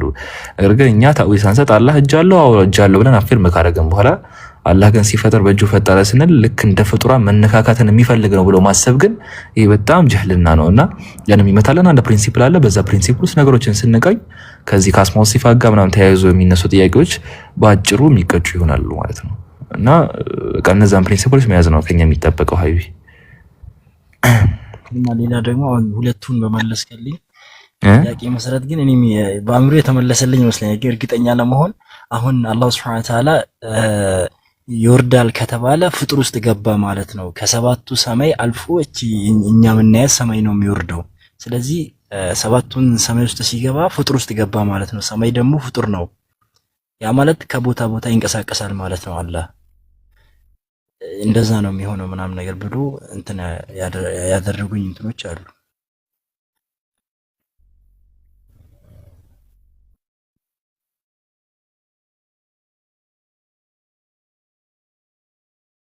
እሺ ጎረምሳዎች ሚዩት አድርጎ ማውራት ጀግና የሚያስብል መስሎኝ በቃ ጀግና አትሉኝም? እሺ ሚዩት አድርጌ እያወራሁ ነበር። አፎን አላስተዋልኩም። ምናልባት ስለ የኑዙል ሐዲሶች የምናወራ ከሆነ የንዚሉ ረቡና ኢላ ሰማዕ ዱንያ የሚል ሐዲስ አለ ቡኻሪና ሙስሊም ላይ። ወደ ቅርቢቱ ሰማይ አላህ ይወርዳል የሚል ሐዲስ አለ። የንዚሉ ረቡና ኢላ ሰማዕ ዱንያ ቡኻሪና ሙስሊም ላይ አለ። እንደዛ የሚል ሐዲስ አለ። ነገር ግን አላህ የንዚሉ ረቡና ሲባል አላህ ወደ ይወርዳል አላህ ይወርዳል ሲባል ወደ ፍጥሯኑ እየመጣ ወደ ፍጥሯኑ የገባ ነው እያልን ነው መንፈታው ወይ ከተባለ ዲሴንድ ሲያደርግ ወደዛ ነው መንፈታው ከተባለ እንደዛ አይደለም። ገብታችኋል? እንደዛ አይደለም። እንደዛ ብለን አንፈታውም። እኛ ሰንፈታው ምንድነው አፈታቱ አላህ እሱ የሱ ለህቅና በሚመጥነው መልኩ ይወርዳል ነው። ነገር ግን ሲወርድ ስቲል ሀውነሱን አናውቀውም ነው። ገብታችኋል? አሁን እኮ ያልተረዳነው ነገር አላወቅን ምንን ኤክስፕሌን እያደረግን እንደሆነ። አንዳንድ ጊዜ ጭንቅላታችንን ስንመለከተው ካፓሲቲ አለው። ገብታችኋል? እስቲ ይህንን አብራራ ብንል ማያብራራለን ካፓሲቲ አለው። ገብታችኋል? ሶ ከሐዲሱ ኤክስፕሌን የምናደርገው አፊርም የምናደርጋቸው ነገሮች አሉ። ሶሪ ከሐዲሱ አፊርም የምናደርጋቸው ነገሮች አሉ። ኑዙል አለው ከተባለ አዎ አላህ ይወርዳል፣ ኑዙል አለ። ገብታችኋል? ይህን ደግሞ የሚሆነው የሌሊቱ 1/3 ሲፈጠር ነው ይሄ ነገር የሚፈጠረው ብሎ ሰለም በሐዲስ ላይ ያስቀመጡ ነገር አለ። ያንን ነገር አፊርም እናደርጋለን። ገብታችኋል? እንደውም በዛው ላይ ሐዲስ ላይ እንደተቀመጠው አላህ ባሮቹ ወደ ተውበትና ዱዓ እንደሚጠራቸውም ተገልጿል ማለት ነው። ሶ በዚያ ሰዓት ለሚጠይቀው ጥያቄ ደግሞ ማንም በየትኛውም ባሮሱ ለሚጠይቀው ጥያቄ ምላሽ የሚሰጥም ደግሞ እንደሆነ ተገልጿል ማለት ነው። ሶ የሰው ልጆች እንደሚንቀሳቀሱት አላህ እንቅስቃሴን ያደርጋል ምንል ከሆነ ያስተት ነው። ገብታችኋል? አላህ በቦታው ውስጥ የሚንቀሳቀስ ነው ብለን የምንናገርም ከሆነ ያስተት ነው። ገብታችኋል? አላህ እንትኑን ይሄ አርሹን ጥሎት የሚወርድ ነው አርሹን ባዶ አድርጎታል ብለን የምንናገርም ከሆነ ስተት ነው የሚሆነው። ሰማያት አላህን ተሸክሞታል ብለን የምንናገርም ከሆነ አሁንም ይሄም ስተት ነው። በዛው ልክ ደግሞ አላህ ልክ ፊዚካሊኛ እንደምናስበው ክሎዝ ይሆናል፣ ወደኛ ቅርብ ይሆናል። ገብቷል። ነገሮች ወደኛ በመጡ ቁጥር ይቀርባሉ እንደምንለው ሁሉ አላህ ወደ ሰማይ አዶን ያወርዳል ሲባል ኑዙል አለ ስንል ልክ እንደ ፊዚካል ክሬሽን ወደኛ እየቀረብ ነው ምናምን ከሆነም ያ ነገር ስህተት ነው ማለት ነው። ገብታችኋል። ይሄ ሁሉ በሞላ ምንድናቸው? የሰው ልጆች አሰምሽኖች ናቸው እንጂ ምንም አይነት ነቅል የቀደመበት ነገር አይደለም ማለት ነው። እንደ አህለ ሱና ወል ጀማዓ የምናስቀምጠው ነገር አለ። ገብታችኋል። አላህ ለራሱ ያጸደቀውን አላህ ለራሱ ያሰበተው የምናሰብትበት አላህ ለራሱ ደግሞ ዲን ያደረገውን እሱ ከዚያን ነገር ራሱን ያሸሸውን ነገር ወይም ነፊ ያደረገውን ነገር ነፊ የምናደርግበት ነገር አለ ማለት ነው። ገብታችኋል። እንደዛው ኤክስፕሌን የምናደርገው አንድ ዲን የምናደርገው ነገር ምንድነው? ከይፍያ የሚባለው ነገር ነው። አላህ ራሱ ልህቅናውን በተጠበቀ መልኩ ይወርዳል። ልህቅናው ግን በተጠበቀ መልኩ ሲባል ግን ነገሮችን በከይፍያ ኤክስፕሌን የምናደርጋቸው ነገሮች አይደሉም። ለምሳሌ አሁን እኛ ጋር ሌሊት ነው። የሌሊቱ 1/3 ሲባል የሌሊቱ 1/3 ለሌላው ደግሞ ቀኑ ሆኖ እንመለከተዋለን። ገብተዋል። አላህ ሲወርድ ደግሞ ከወረደ በኋላ እዛ ደግሞ ቀን ነው፣ አንዱ ጋር ደግሞ ሌሊት ነው፣ አንዱ ጋር ቀን ነው፣ አንዱ ጋር ሌሊት ነው። ገብተዋል። እዚህ ወርድና ከዛ በኋላ ደግሞ እዛ ሌሊት ሲሆን ደግሞ ጠብቆ ይወርዳል የሚል ኤክስፕላኔሽን የለንም። ገብተዋል። እንዲህ አይነት ኤክስፕላኔሽኖችን ጭንቅላታችን ሊያብራራልን አይችልም። ገብተዋል። ሊብራራልን አይችልም። ትርጉሙ ታውቋል፣ ያው ትርጉሙ ታውቋል። ነገር ግን እንዴትነቱ ታውቋል ከተባለ እንዴትነቱ አልታወቀም። ኢማም ማሊክ ያስቀምጡልን ፖይንት ይሄ ነው። ኑዙሉ ታውቋል ከተባለ ኑዙሉ የታወቀ ነው። ገብተዋል። ያ የታወቀ ነገር ግን አላህ በምን አይነት መልኩ ነው ሊወርድ የሚችለው እሱን ልህቅና በጠበቀ መልኩ ከተባለ እስቲ ልንመለስ አንችልም። ምክንያቱም ከአላህ ልህቅና ጋር ሊወዳደር የሚችል ያን ሊያስተናግድ የሚችል ካፓሲቲ አእምሯችን ስለሌለው ማለት ነው። በዚያ ነው የሚታየው። ገብቷል። ቀደም እኮ ነገርኩ። ገብቷል። አላህ በእጁ የሰው ልጆችን ጭቃን ፈጠረ ሲባል ማለት በጭቃ ፈጠረ አላህ ሲባል ይሄ ጭቃና የአላህ እጅ ንክክ ያስፈልጋቸዋል የሚለው ለፊዚካል ክሬቸር የሰጠነው ፕሪንሲፕል ነው። ከዛ ፕሪንሲፕል ውጪ ሆነ ከዛ ይሄንን ህግ የፈጠረ አምላክ አለን። ከዛ ውጪ ሆነ ከዛ በላይ ሆነ አምላክ አለን። ያንን ኤክስፕሌን የሚያደርግ ጭንቅላት ስለሌለን በፊዚካል ክሬሽን የምንሰጠውን ትርጓሜ ለሱ አንሰጠውም። የሰው ልጆች አሰምሽን ደግሞ የሱን ልህቅና ሊያብራራልን አይችልም።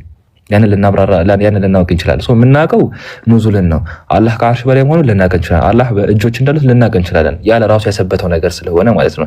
እንዴታነት የሚባሉ ነገሮችን ግን የሰው ልጆች በሚያስቀምጡ ፕሪንሲፕል እና በሰው ልጆች አእምሮ ልናብራራ ልንረዳ እንችላለን ማለት ነው። ኑዙል የሚባለው ነገር አላህ የራሱን ልህቅና ባስጠበቀ መልኩ የሚፈጸም ነገር ነው። የንዚሉ ረቡና ኢላ ሰማዕ ዱንያ አው ሐቅር አላህ ይወርዳል። ኑዙል አለ የሚባለው ነገር አለ። ነገር ግን ልክ እንደ ሰው ልጆች እንቅስቃሴ ያደርጋል። አላህ በቦታ ውስጥ የሚያልፍ የሆነ ትራቨል የሚያደርግ ነው፣ ጉዞን የሚያደርግ ነው ብሎ የምንወስደው አሰምሽን አላህ አርሹን ባዶ አድርጎ ይተዋል። ከዛ ወደ ፍጡራን ይገባል። ከዛ ከፍጡራን ደግሞ ሲወጣ ሌላውን እንደዛ እያለን ኤክስፕሌን የምናደርግ ከሆነ ሰማያት አላህን ተሸክመውታል ብለን የምንረዳም ከሆነ ፊዚካሊ ደግሞ ክሎዝ ሆኖናል ብለን የምንመለከትም የምናስብ የምንገነዘብም ከሆነ ይህ ሁሉ ስህተት ነው። ለምን? እኛ በተረዳንበት አረዳድ እኛ በምንመለከተው ፕሪንሲፕል ውስጥ ስለሆነ ማለት ነው። ከዛ ፕሪንሲፕል ከዛ ሩል ውጭ የሆነ አምላክ አለን። የአምላክ ደግሞ ልህቅናውን ባስጠበቀ መልኩ ነገሮችን ይፈጽማል፣ ነገሮችን ያደርጋል። ያንን ግን አእምሮ ሊያረዳው ኤክስፕሌን ሊያደርገው ሀውነስ የሚባለው እንዴት አይነት ከይፍያ የሚባለው ነገር ሊያስተነትን የሚችል አእምሮ የለም። አላህ ያስቀመጠው ነገር ያንን ስለሆነ ማለት ነው። አሰምሽኖችን ኤክስፕሌን ማድረግ አንችልም። ገብቷል። የአላህን አክሽን፣ የአላህን ተግባራት፣ የአላህን ፊዕል ከሰው ልጆች ተግባራት ከሰው ልጆች እንቅስቃሴ ጋር ኤክስፕሌን የምናደርግበት ኮንቴክስት የለም ማለት ነው። እንደዛ ነው። አላህ ራሱ በሚያውቀው አላህ ለራሱ በተገባ መልኩ ነገሮች የሚፈጽመው እንደዛ ነው። ገብቷል። ነገሮችን ስትመለከቱ እዚህ ሁላችሁም አስተውላችሁ አዳምጡ። አንድ ጊዜ ሁላችሁም እዚህ አስተውላችሁ አዳምጡ። ይህንን ሁሉ ከተመለከታችሁ በኋላ አንድ ነገር ልጥቀስላችሁ። ምንድነው ልጠቅስላችሁ የፈለግኩት ነገር? ረሱል ሰለላሁ ዐለይሂ ወሰለም ነው ሰዱ ረሱል ሰለም የምትመለከቱት ነገር አለ። ገብቷል። የምትመለከቱት ነገር አለ። አንድ ጊዜ ያ ነገር የተፈጸመው እንዴት ነው? ጅብሪል ወደ ረሱል ሰለላሁ ዐለይሂ ወሰለም ይመጣና አንድ ቡራቅ በተባለ ፈረስ ይወስዳቸዋል። በጣም ስለሱ ብቻ በጣም ሰፊ ትምህርት አለ። ብቻ ይወስዳቸዋል። 2 ወር የሚያስጎዝ መንገድን ገብታችኋል። 2 ወር የሚያስጎዝ መንገድን ከተኙበት ነው እንግዲህ ጅብሪል የወሰዳቸው። 2 ወር የሚያስጎዝ መንገድን በአንድ ይወስዳቸውና አቅሳ ነው ያሉት ረሱል ሰለላሁ አቅሳ ነቢያትን ሁሉ ሰላት ያሰግዳሉ። እኚህ ነብይ ሰላት ካሰገዱ በኋላ እንግዲህ ምንድነው የተፈጠረው? ጅብሪል ወስዳቸውና አንደኛ ሰማይ ወስዳቸዋል። አንደኛ ሰማይ ከዛ ሁለተኛ ሰማይ ይሄዳሉ። ከዛ እንዲህ እያሉ በሰማይ ውስጥ የሚገኙትን በዛ በየናኑ ሰማይ 7ቱም ሰማይ ውስጥ የሚገኙ ነቢያትን ይዘይራሉ። ሁለተኛ ሰማይ፣ ሶስተኛ ሰማይ፣ አራተኛ ሰማይ፣ 5፣ 6፣ 7 እየተባለ በዚያ ውስጥ የሚገኙ ነቢያትን በሞላ እኚህ ነብይ ሰለላሁ ዐለይሂ ወሰለም ይዘይራሉ። ከዘየሩ በኋላ የሄዱና ከአላህ ጋር ተነጋግረው 50 ሰላት ይቀበላሉ። 50 ሰላትን ከተቀበሉ በኋላ ወደ ሙሳ ሲመለሱ ሙሳ አረ አይሆንም ይላቸዋል። ገብታችኋል? አይሆንም ነው ያላቸው። ለምን 50 ሰላት በጣም ብዙ ነው። በአንድ ቀን ውስጥ 50 ሰላት መፈጸም የሚባለው ነገር ከባድ እንደሆነ ያስረዳቸዋል። እሱ ወሰለም ይመለሱና 5 ሰላት ያስቀንሳሉ። 5 ሰላት አስቀንሱ 45 ሰላት ይዘው ሲመጡ ሙሳ አሁንም አይሆንም ይላቸዋል። ኦኬ ይሉና ወሰለም ይመለሱና አሁንም ሄደው ተነጋግረው ከአላህ ጋር 5 ሰላት አስቀንሱ 40 ሰላት ይዘው ይመጣሉ። አሁን እንግዲህ እንዲህ እየተመላለሱ 5 እያስቀነሱ 5 ሰላት ላይ ሲደርሱ በቃ ይሄ በቃል ብለው ይመለሳሉ ማለት ነው። እንግዲህ ወሰለም ከተኙበት ተነስተው 2 ወር የሚያስቆዝ መንገድን ተጉዘው የሁሉ ተግባራትን ከፈጸሙ በኋላ እስኪመለሱ ድረስ አይሻ ስትተርክ ምን ትላለች? የተኙበት ትራሱ አልቀዘቀዘም ነበር ትላለች። ሱብሃንአላህ። አስቡት ይሄ ሁሉ ተግባራት ፈጽመው ሲመለሱ ወሻል። ከዚህ 2 ወር መንገድ ሄደዋል። የ2 ወር መንገድ እዛን ያሉት ነቢያትን አሰግደዋል። ነቢያትን አሰግደው አንደኛ ሰማይ ይንኳኳል ይገባሉ። ከዛ በኋላ ይሄዳሉ፣ ነቢያትን እንዲዘይራሉ። ከኢብራሂም ጋር የተመላለሱት ምድለስ ነበር። ሱብሃንአላህ። ከዛ ተውት ሌላውን ነገር እርሱትና 5 ሰላትን እያስቀነሱ ሲመለሱ ነበረ። እነዛን ሁሉ ፈጽሞ ሲመለሱ ተኝተውበት የነበረው ትራሱ አልቀዘቀዘም ነበር ትላለች አይሻ። ስለዚህ ጉዳይ የሰው ልጅ አእምሮ ምን ሊል ይችላል? እስቲ የሰው ልጅ አእምሮ ይሄን ነገር ምላሽ ይሰጥ ብትሉት ምላሽ ይሰጣል ወይ ብለን ጥያቄ ስናገር ምላሽ ሊሰጠን አይችልም። ወጣቻል ምላሽ ሊሰጠን አይችልም። አስቡት እንግዲህ ወጣቻል። ስለዚህ ዩኒቨርስ ዝም ብላችሁ አውሩ። ይሄ ዩኒቨርስ በጣም ግብዳ ዩኒቨርስ ነው። እንግዲህ የሰው ልጆች 50 60 ዓመት ቢኖሩ ነው አይደለ? 50 60 ዓመት ቢኖሩ ነው በቃ አላህ 1 ሚሊዮን እድሜያችሁ 1 ሚሊዮን ዓመት ነው የምትኖሩት ቢላችሁ 1 ሚሊዮን ዓመት ባላችሁ 1 ሚሊዮን ዓመት ላይ የብርሃን ፍጥነት ብርሃን ማለት ጨለማ ቦታ ላይ ስትሆኑ ብርሃን ሲበራ ያ ጨለማ ብርሃኑ የሚበራበት ፍጥነት ያ ጨለማ ማለት ግድግዳ ላይ መብራት ሲበራ ብርሃኑ ግድግዳው ላይ የሚያርፍበት ፍጥነት ማለት ነው። አይናችሁ ራሱ መያዝ አይችልም ያንን ፍጥነት ካች አታደርጉትም ያንን ፍጥነት ወጣቻል። አሁን በዛ ፍጥነት ሱብሃንአላህ ላሳችሁ በዛ ፍጥነት 1 ሚሊዮን ዓመት ብትጓዙ ከዚህ ዩኒቨርስ አትወጡም። ይሄ ዩኒቨርስ በሰከንድ ውስጥ ይሰፋል። 3 ሚሊዮን ምናምን የብርሃን ዓመት ይሰፋል። ከ3 እስከ 4 ሚሊዮን የብርሃን ዓመት ይሰፋል። በጣም ሰፊ ዩኒቨርስ ነው ያለን። በዛው ልክ ደግሞ በጣም እየሰፋም ደግሞ ያለ ዩኒቨርስ ነው ያለን። ወጣቻል። አላህ 1 ሚሊዮን ዓመት ሰጥቷችሁ በዛ በብርሃን ፍጥነት ተጓዙ ብትባሉ ከዚህ ዩኒቨርስ መውጣት አትችሉም። እንግዲህ አላህ ያሳያችሁ። ጅብሪል ደግሞ ደረስ መለስ ይላል ምናምን ይገባል ዩኒቨርስ ውስጥ ይወጣል ይወጣል። አላህ ያሳያችሁ በምን ያህል ፍጥነት የተጓዘው ጅብሪል። ከዚህ ዩኒቨርስ 1 ሚሊዮን ዓመት ተሰጥቷችሁ በብርሃን ፍጥነት ብትጓዙ ከማትወጡበት ዩኒቨርስ ጅብሪል ግን ደረስ መለስ እያለ ነው። ምንም ነቲንግ ነው ለሱ።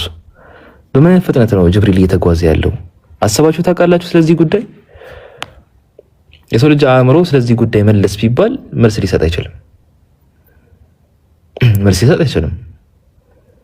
ወጣቻል።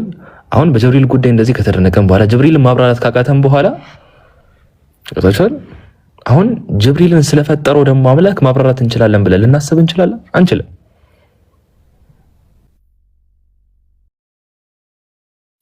ጅብሪልን ማሰብ ያልቻለ አእምሮ ጅብሪልን የፈጠረውን አምላክ ደግሞ ማሰብ አይችልም። አላህ ሱብሓነሁ ወተዓላ አንድ ማናስተነትንበት አንድ ምሳሌ ይሄ ነው። በቃ ቀለል አድርጋችሁ ሰዱት። ከዩኒቨርስ መውጣትና መመለስ ምናምን በሚባለው ዙሪያ ብቻ ጭንቅላታችሁ ይፈታል። እዛ ጋር ገብታችኋል። በአላህ ፈዒል በአላህ ተግባራት ዙሪያ ሊሆን ይችላል፣ በአላህ ሲፋዎች ዙሪያ ሊሆን ይችላል። መሰል ከአላህ ጋር ተያይዞ ባሉ አህዋሎች ዙሪያ ስናወራ ያነ ነገር ለአላህ ነው ምንተው። በእኛ ፕሪንሲፕል ውስጥ አላህ ማጠር አይጠበቅብንም። በእኛ ፕሪንሲፕል ውስጥ አላህ ማስገባት የለብንም። የዛሬ 400 ዓመት በፊት ለነበረ ሰው ስለ ስልክ ነገሩት፣ ስለ ቪዲዮ ኮል ነገሩት። እኔ ከዚህ ከሁሱ ጋር በቪዲዮ ኮል እንደማወራ የዛሬ 400 ዓመት በፊት ለነበረ ሰው እስቲ ለማስረዳት ሞክሩ። ትችላላችሁ? አትችሉም። በዚህ እኔ ሐቁን ልንገራችሁ፣ በተአምር አይሆንም። የዛሬ 400 ዓመት በፊት ለነበረ ሰው ስለ ቪዲዮ ኮል ላስረዳው ብትሉ የሰይጣን ስራ ነው የሚላችሁ። ስራ ይፍረስ ወጋው ነው ይላችሁ። ማንም ይሁን በኢየሱስ ስም ምናምን ትባላለች። አንድ ፕሮቴስታንት ጋር ሄዳችሁ ስለ ቪዲዮ ኮል አስረዱት። ተቻል እኔ ላይክ ቤተሰቤ ዩናን አሜሪካ ምናምን ነው የሚገኘው፣ እኔ ግን ኢትዮጵያ ነው ያለሁት። አሁን አሜሪካ የሚገኘው ቤተሰቤን ምንም እያደረገ ያለውን ነገር ከፈለገ ሊያሳየኝ ይችላል። እኔም ልክ እንደዛው ምናምን እስቲ አስረዱት፣ ብቻ ስለ ቪዲዮ ኮል አስረዱት። እናንተ በተአምር ነው ማያምናችሁ ለሰውየው ኢምፖሲብል የሆነ ነገር ግን አሁን ስትመለከቱት ሪያሊቲ ነው እየተፈጠረ ያለ ነገር ነው። ገብታችኋል? እየተፈጠረ ያለ ነገር ነው እና ነገሮችን ለመረዳት መሰረታዊ የሆኑ ግንዛቤዎችም አስፈላጊ ናቸው። ገብታችኋል? ምናልባት የ400 ዓመት ይቅርና የዛሬ 10-20 ዓመት በፊት እንኳን እንደ ቀልድ እንደሆነ እንደ አንድ ታምር የምንመለከታቸው ነገሮች አሁን እንደ ኖርማል አድርገን የምንገለገልባቸው ነገሮች አሉ በደንብ። ገብታችኋል? ከዚህ ምንድነው አንደርስታንድ የምናደርገው የሰው ልጆች አእምሮ አንድ ነገር የሚረዳበት የሚያስተነትንበት የሚገነዘብበት ካፓሲቲ ልኬት መጠን እንዳለው ልንረዳ ይገባል። በዛ ልኬት መጠን ውስጥ ነው ነገሮች የሚገነዘበው። አሁን የሰው ልጆች የመረዳት አቅም ካፓሲቲው ልኬቱ ፈጣሪ የምንለውን አምላክ ሊያስብ ይችላል ብለን ስናስብ አታስቡት። እንኳን እሱን ይቅርና የፈጠራቸውን ፍጡራን እንኳን ማሰብ አይችልም። የአእምሮ በጣም ውስንነት አለው። ከሱ ጋር ተያይዞ ያሉ ጉዳዮችን ምናነሳቸው ስለ ፊዕሉ ሊሆን ይችላል፣ ምናነሳቸው ስለ እሱ ሲፋዎች ሊሆን ይችላል፣ ምናነሳቸው አሁን ደግሞ ስለሚገለጹ ቡኻሪና ሙስሊም ስለምናገኛቸው የንዚሉ ረቡና ኢላ ሰማዕ ዱንያ የሚሉ ሐዲሶች ሊሆን ይችላል፣ ስለ ኑዙል ሊሆን ይችላል። እነዛ ሁሉ ነገሮች የአላህን ልቅና ባስጠበቀ መልኩ ከፍጡራን ጋር ሳይመሳሰሉ ሊፈጠሩ የሚችሉ ነገሮች ናቸው።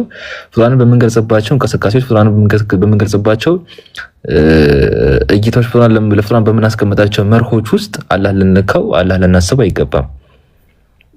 ታቻል አላህ ዲሴንድ ያደርጋሉ ከተባለ አዎ ልናቅ የምንችለው እሱን ነው። እንዴት የሚለውን ግን ልናቅ አንችልም። ልክ እንደ ሰው ልጆች እንቅስቃሴን ያደርጋል፣ ልክ እንደ ሰው ልጆች ጉዞን ይፈጸማል፣ ልክ እንደ ሰው ልጆች አንድ ቦታ ሲሄድ አንድ ቦታ የማይኖር፣ አንድ ቦታ ሲያይ አንድ ቦታ የማያይ፣ አንድ ቦታ ሲሰማ አንድ ቦታ የማይሰማ አድርገን ልናስብ አይገባም። ኑዙል ያደርጋል ሲባል ሰማያት እሱን የሚሸከሙት ናቸው ብለን ልንረዳም አይገባም። አላህ ወደ ሰማይ ዱንያ ይወርዳል ሲባል ወደኛ እየቀረበ ነው ብለን ልንረዳም አይገባም። ዛት ሚንስ ፊዚካሊ ማለት ነው። እኛ ፍጡራን እንደምንረዳው አላህ ራሱን በሚመጥበት አላህ ራሱን በሚያለቅበት ልህቅናውን ባስጠበቀ መልኩ ከፍጡራን ጋር ሳይመሳሰል ነገሮችን ይፈጸማል። እኛ ልናቅ የምንችለው እሱ ለኛ ያስቀመጠውን ብቻ ነው። ከዛ ውጭ ምንም ስለ አላህ ልናቅ አንችልም። አላህ ለራሱ ያሰበተው ነው የምናሰበተው። አላህ ከራሱ ነፍ እያደረገው ነው ነፍ የምናደርገው።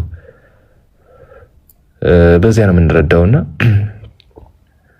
የአላህን ባህሪያት አፊርም አድርገን ከይፎችን ከይፍያ ጋር ከይፍ እንዴት የሚሉ ጥያቄዎችን ግን መተው አለብን። ኢማም ማሊክ ያስቀመጡልን ሩል ፕሪንሲፕል ይሄንን ነው።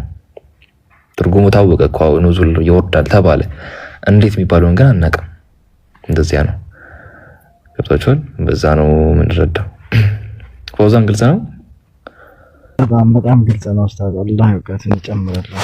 በጣም ነው ግልጽ ይሆናልኝ። እሺ በቃ በርታ አትጥፋ። ጥያቄውን አንጠይቅ። ያው እንደሙደሽ ፈታ በል የታባቱ። እሺ ጥያቄ ነበር ኡስታዝ ልጠይቅ። መርሐባ። እሺ ግን እሺ ጠይቅሽ። እሺ ጥያቄ እኛ ሙስሊሞች አላህ ባለው ነው የምንመራው። ጥሩም ስንሰራ ኸይር ስራ ስንሰራ እሱ የፈቀደውና የሰራ ነው።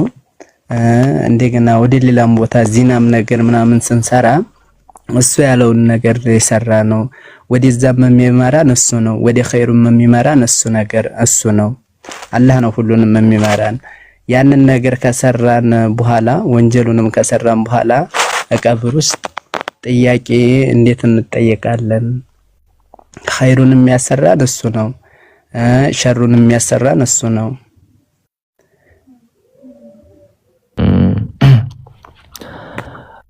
አላህ አላሰራንም አሰርቶናል የሚል ነገር የለም። ስፔሲፊካሊ መልካም ስንሰራም ክፉም ስንሰራ አላህ ነው ያንን ነገር ያደረገው። ዳት ሚንስ ያንን ነገር እንድንሰራ ያደረገው እሱ። እንዲህ አይነት እይታ ካለ ያ ነገር ስህተት ነው። ምናልባት ከዚህ አኳያ በጣም ስህተት የሆኑ ውይይቶች ነበሩ። ይሄ ነገር ከቀዳና ወልቀደር ጋር ተያይዘው የሚነሱ ጥያቄዎች ውስጥ የሚስተዋሉ ናቸው።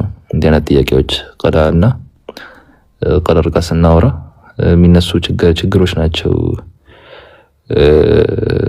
እነዚህ መስአላዎች እንደ ስህተት የተነሱበት ሜን ሀሳቦች አሉ። የቀደርያና ጀብርያ ስህተት እይታዎች አሉ።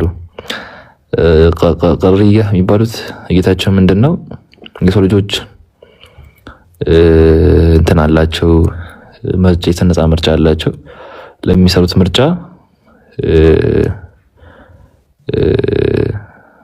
እንትን ናቸው። ይሄ ክርስቲያን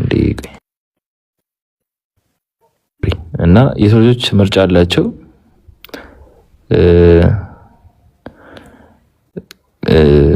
ምርጫ ካላቸው በኋላ ግን ላይክ ሪስፖንሲብል ናቸው ለዛ ነገር። የሆነ አፎን ሐሳብ የተሰረቀ እዚህ ጋር ምርጫ አላቸው። ለሰው ለሚሰሩት እንትን ግን ኃላፊነት አለባቸው። እና አላህ ሰው ልጆችን ከፈጠረ በኋላ ለነሱ የመምረጥን ምርጫ እንትኑን ኃይሉን ሰጥቷቸዋል። እና ለሚሰሩት መልካም ሆነ መጥፎ ስራ ተጠያቂ ናቸው ብሎ አስቀምጧል። ግን ይሄንን ካስቀመጡ በኋላ ፕላስ ብላክ ያንን ነገር የሚያስቀምጡበትን ደግሞ እንትን አላቸው። የሰው ልጆች ምርጫ ከሌላቸው ይሄ ምሮ የሚባለው ሽልማትና ቅጣት የሚባሉ ነገሮች ትርጉም አይኖራቸውም ብሎ ነው የሚያስቀምጡት። ነገር ግን የወጣ ሀሳብ የጽንፈኛ ጽንፍ ረገጥ የሚባል የሆነ እንትንም አላቸው፣ የወጣ ሀሳብ አላቸው። የሀሳብ ምንድነው? የሰው ልጆችን እንትን ካረጉ በኋላ ፍሪደሙን ከፍ ካረጉት በኋላ ያለህን ኮንትሮል ማድረግ ደግሞ ያለህን መቆጣጠር የሚወስኑበት ኮንቴክስት አለ ማለት ነው። ገብታችኋል? እንደዛ አለ። ጀብርያዎች የሚባሉት ደግሞ ምንድነው? የሰው ልጆች ምርጫ የላቸውም ብሎ ነው የሚያስቡትና ሁሉም ነገር በአላህ ዲተርማይን ከተደረገ በኋላ የሰው ልጆች ልክ እንደ ሮቦት ነው የሚኖሩት። አንድ ሰው አላህ ክፉ እንዲሰራ ከፈለገ ክፉ ያሰራዋል፣ መልካም እንዲሰራ ከፈለገ ደግሞ መልካም ያሰራዋል ብሎ ነው የሚያስቡት። እና አላህ ሁሉን ቻይ፣ ሁሉን ሰሪ፣ በሁሉ ላይ የበላይ ስለሆነ ከሱ ፍቃድ ውጪ የሚሆን ነገር የለም። ክፉ ሊያሰራህ ከፈለገ ክፉ ያሰራል፣ መልካም ሊያሰራህ ከፈለገ መልካም ያሰራል ለሚል እይታ አለ። ያ ነገር ደግሞ ስህተት ነው። ያን ስህተት ቅድም ባነሳነው ሪዝኒንግ ብቻ ልንመታው የምንችለው ነው። አላህ ለራሱ ክፉ ሊያሰራህ ከፈለገ፣ አላህ በራሱም ደግሞ መልካም እንዲያሰራህ ከፈለገ ያንተ ዊል የማይታከልበት ነገር ካለ በዛ ነገር ላይ ያንተ ሽልማት እና ይሄ ቅጣት የሚባለው ነገር ትርጉም የለሽ ሆኖ እናገኘዋለን። ትርጉም የለሽ ሆኖ እናገኘዋለን። ሰው ከቀደር ጋር ተያይዞ ይሄ ቀደር የሚባለው ነገር አንድ የተወሰነ ነገር ነው። ይሄ የተወሰነው ነገር ግን ለምን የተወሰነው የሚለውን ነገር ስናነሳ ይሄ ነገር የተወሰነው ስለምናደርገው ነው፣ እንድናደርገው አይደለም። እንድናደርገው የተወሰነው የሚል ትምህርት ካለን ያ የጀብርያዎች እይታ ነው። ግን የጀብርያዎች እይታ አይደለም ያለን፣ እኛ እንድናደርገው ሳይሆን ስለምናደርገው ነው። እንግዲህ አላህ በሁሉ ነገር ላይ አዋቂ እንደሆነ ነው ትምህርታችን። የአላህ ማወቅ ኤሴንሻል ፕሮፐርቲ ነው። ከሆነ ጊዜ በኋላ አወቀ የሚል ትምህርት የለንም። እንደዛ ብለው አፍርም የሚያደርጉ ሰዎች አሉ። ከሆነ ጊዜ በኋላ አወቀ አንልም እኛ። የአላህ ማወቅ ዘላለማዊ ነው። ገብቷችኋል? ከጥንትም ከጠዋትም አላህ አዋቂ ነው። ገብቷችኋል? አላህ በማወቅ ውስጥ በሱ ቅድመ እውቀት ውስጥ እኛ ከተፈጠረን በኋላ ምን እንደምንሰራም ጭምር ያውቃል። ገብቷችኋል? ምን እንደምንሰራ ምን እንደምናከናውን በምን አይነት ምርጫ ውስጥ ደግሞ በምን አይነት ምርጫ ውስጥ እንደምንገኝ አላህ ያውቃል። ምን እንደምንሰራ አላህ ጽፎታል እንጂ እንድንሰራ አልጻፈም። ምን እንደምንሰራ ከተፈጠረን በኋላ ምን እንደምንሰራ ነው አላህ የጻፈው እንጂ ስለምንሰራ አልጻፈውም ማለት ነው። ሰው የሚፈጠሩት አላህ ነገሮችን በጻፈበት ጊዜ እንድንሰራ ጻፈ የሚል ምልከታ ከመጣ ነው። እንድንሰራ ከጻፈ አዎ እኛም ምርጫ አይኖረንም። ልክ እንደ አንድ ሮቦት በታዘዝንበት ኮንቴክስት ላይ ብቻ ነው የምንሰማራው የምንስተዋለው። ዛት ሚንስ አላህ ክፉ ሊያሰራን ከፈለገ ክፉ እንሰራለን፣ መጥፎ እንዲያሰራን ከፈለገ ደግሞ መጥፎ እንሰራለን ነው። ነገር ግን ያ ችግር ነው፣ ያ ነገር ችግር ነው። ትርጉም የለሽ የሆኑ በጣም ብዙ ነገሮች ተያይዘው ስለሚመጡ ማለት ነው። ግን ችግሩ ማይፈጠረው ምን አይነት ምልከታ ሲኖረን ነው? ችግሩ ማይፈጠረው ምን አይነት ምልከታ ሲኖር ነው? ይሄ አላህ እንድንሰራው ፈጠረ ሳይሆን ስለምንሰራው ነገሮችን ጻፈ ስንል ነው ማለት ነው። እንድንሰራው ነገሮች ተጽፈዋል ነው። መልካም ስራም መጥፎ ስራም የምንሰራው በራሳችን ምርጫ ነው። ያንን ምርጫ ግን ምን አይነት ምርጫ ውስጥ እንደምንታይ ግን አላህ ቀድሞ ነው ያውቃል። አላህ ያውቃል። በዛ ነው ነገሮች የሚታዩት፣ የሚዳኙት፣ የሚስተዋሉት እንጂ አላህ እንድንሰራ ነው ያንን ነገር የጻፈው የሚል ትምህርት የለንም። ያ ከሆነ የጀብርያዎችን ሀሳብ እያራምድን ነው። ደግሞ ኤክስትሪም የሆነ ጽንፍ ረገጥ የሆነ ትምህርት ነው፣ አስቸጋሪም ጭምር ነው። ነገሮችን ኤክስፕሌን ለማድረግ በዚያ አንስተውለውም። ምናልባት አላህ ነገሮችን ፈጥሮልናል ከተባለው ነገሮች ምርጫችንን የፈጠረው እሱ ነው። አላህ ተያይዞ የሚነሱ ጥቅሶች አሉ። አላህን ለማመፀም ሆነ አላህን ለማመስገን ለአላህ መልካም የሚባሉ ስራዎችን ለመስራት ከአላህ ኒዕማዎች ምንም የምንሰራው ነገር የለም። ገብቶሃል? በእጅህ መጥፎ ነገር የምትሰራ እጅህ የአላህ ኒዕማ ነው። አላህ የዋለልህ ጸጋ ነው። ገብቶሃል? አላህን ለማመፅ ብትፈልግ አላህ ከፈጠራት ምድር ውጪ ሆነ አላህ ማመፅ አችልም። አላህ ከሚያበላህ ምግብ ውጪ እየበላህ አላህ ማመፅ አችልም። አላህ ከሚያጠጣህ እሱ ከፈጠረው መጠጥ ውጪ እየጠጣህ አላህ ማመፅ አችልም። በዛው ልክ ደግሞ አላህን ማመስገን አላህ የሚወዳቸውን ሰዎች መስራትም ከፈለክ በዛው ልክ ደግሞ አላህ ከፈጠራቸው ፍጥረታት ውጪ ሆነ ነገሮችን ማድረግ አችልም። አላህን ለማመስገን ብትል ከሱ ከፈጠረው ምግብ ውጪ እየበላህ ማመስገን አችልም።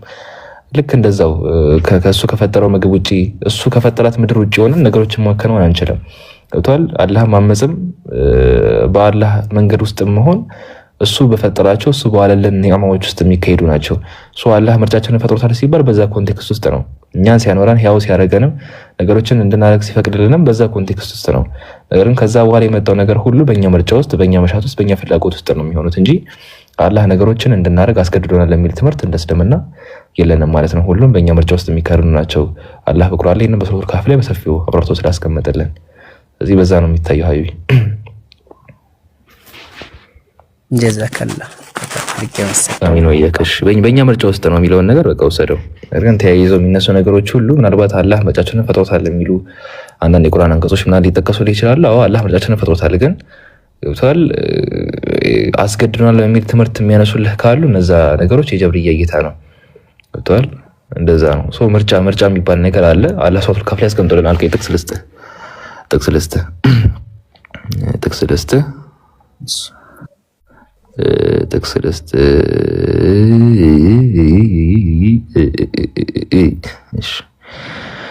ሱረቱል አንደኛ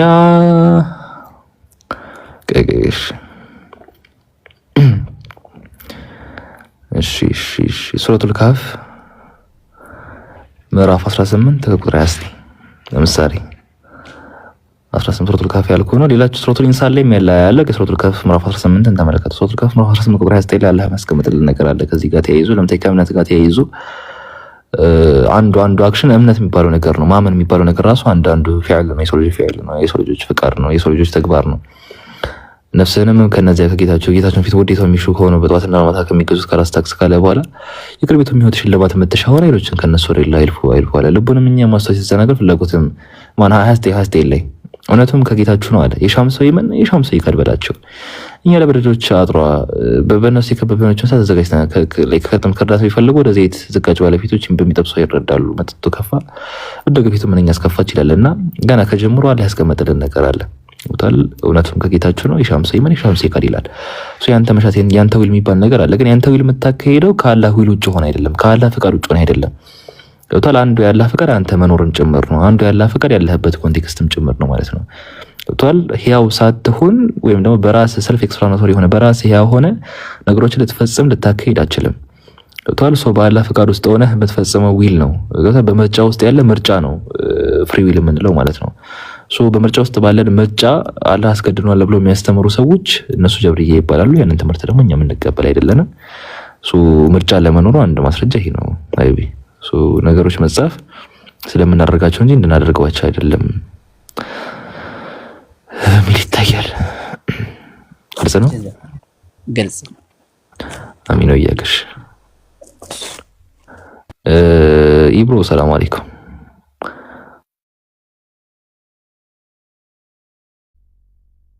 ወአለይኩም ሰላም ወራህመቱላሂ ወበረካቱ። እንዴት ነህ ሀይቢ? አለን አልሐምዱሊላህ። ከአሁኑ ሀሳብ ጋር ታነሳዋለህ ብዬ እየጠበቅኩ ሳታነሳው እንትን አለና በጣም አሪፍ አድርገህ ነው፣ ጥሩ ነው የአብራራህለት። ማሻአላ። እንደ ተጨማሪ መጨመር ከተቻለ በመሰረቱ ከጥያቄው ያው አህመድ ለማስረዳት ነው በደንብ አድርጎ ያስረዳ እንጂ ጥያቄው ራሱ እውነት አላህ ያሰራናል ወይ መጥፎ ስራ ያሰራናል ወይ የሚለው ከጥያቄው ነው መነሳት ያለብን። ያሰራናል የሚል ነገር የለም። ያው በራሳችን የተሰጠን ነፃ ምርጫ ስላለ ከዛ የተነሳ ነው። ሞዴሬተሮችም ሌሎቻችሁም ሀሳብ አትስረቁ፣ አታፍጥጡ። እሺ እንትን ምንድነው በምዕራፍ 4 ቁጥር 79 ላይ ከደግን ነገር የሚያገኝህ ከአላህ ችሮታ ነው፣ ከመከራም የሚደርስብህ ከራስ ጥፋት የተነሳ ነው። ለሰዎችም ሁሉ መልእክተኛ ሆነ ላክንህ፣ መስካሪም በአላህ በቃ ይላል። እዚህ ጋር ትንሹ ይሰማል ይሰማል ብሮ ይሰማል። ሁለቱም ትንሽ ሆናችሁብኝ። በደንብ እንዳብራራለሁ ሁሉ ማለት ነው። ግን ምንድነው አላህ ያሰራናል ወይ አላህ ክፉ ስራን ያሰራል ወይ የሚለው ነገር ላይ ለሌላም ጊዜ ሌሎችም ሰዎች ቢጠይቁ በደንብ ታብራራለህ ብዬ ተስፋ አደርጋለሁ። ክሊር ያልሆነ ነገር ካለ ደግመህ ጠይቅና አይ ጥያቄ የፈጠረብኝ ይሄ ነበረ። አስረዳኝ። ያው ኸይርም የሚያስባል ኸይር እንዲሰሩ ነው እኔን እንድትገዙ ነው የፈጠርኳችሁ ስላለ ኸይርም ስንሰራ እሱ ያዘዘን ነው፣ እሱ እንዲያዘዘን ነው። ኸይር ከሰራን እሱ ካዘዘን ወደ ተንኮሉን ቦታ ስንሄድ እሱ አዞን ነው ወይ የሚለው ውስጥ ያለ ጥያቄ ነበርና እሱና ከተዛዛ አኳያ እኮ ሌላ ነው። አሁን ያሰራናል እንዳንድ ሐሳብ ይሆንና ከተዛዛ አኳያ አላህ አላዘዘንም። በዛ ዙሪያ አላህ መልካም ነው የሚያዘው፣ መጥፎ የሚያስጠነቅቀው ወል ከሚያዙህም ሰዎች ጀምሮ እንድትጠነቀቅ ነው አላህ የሚያዘህ። ወማ ኸለቅቱል ጂነ ወል ኢንሰ ኢላ ሊያዕቡዱን ሲል አላህ እንድትገዙኝ እንጂ ሌላ አልፈጠርኳችሁም ሲል አላህ የምንገዛበት መንገድ አለ። ከአላህ መገዛት ደግሞ የምንርቅበት የምንሳሳትበት ደግሞ መንገዶች አሉ። አላህ ከዛ ሲያስጠነቅቀን በዛው ልክ ደግሞ አላህ የምንገዛበትን መንገድ ደግሞ ሲመክረን በዛ ልክ ደግሞ ሲያሳስብን እንደውም አላህ አላህ ምንድነው የሚለን አላህ ሱረቱል በቀራ የመጀመሪያዎቹ መጨረሻዎቹ ሐሳቦች ላይ እኮ ሱብሃንአላህ በቃ እኔ ከላንተ የምፈልገው እኔ መገዛታችሁን ይላል። ሱብሃንአላህ የሚወድ አምላክ አለ ታውቃለህ። የአላህ ውዴታ ስትመለከተው በቃ ከእናንተ የሚከጀል ነገር አለ። ያ ነገር ምንድነው? ቅጣትን መጠንቀቃችሁን ይላል። ቅጣት የሚመጣው ደግሞ አላህን በእንትን በማለት ውስጥ ነው፣ አላህን በማመጽ ውስጥ ነው። ገብቷል? አሁን አላህን ስታምጽ ቅጣት የሚባል ነገር ስለሚከተለ እኔ እኮ ከእናንተ ፈልገው አለመቀጣታችሁን ነው፣ እኔን ተገዙኝ ይላል አላህ ሱብሃንአላህ። እንዲህ የሚወድ አምላክ አለ። ያ አዩሃ ናስ ይልና አዕቡዱ ረበኩም አለዚ ኸለቀኩም ወለዚነ ሚን ቀብሊኩም ለዓለኩም ተተቁን ይላል አላህ ቁርአን ላይ።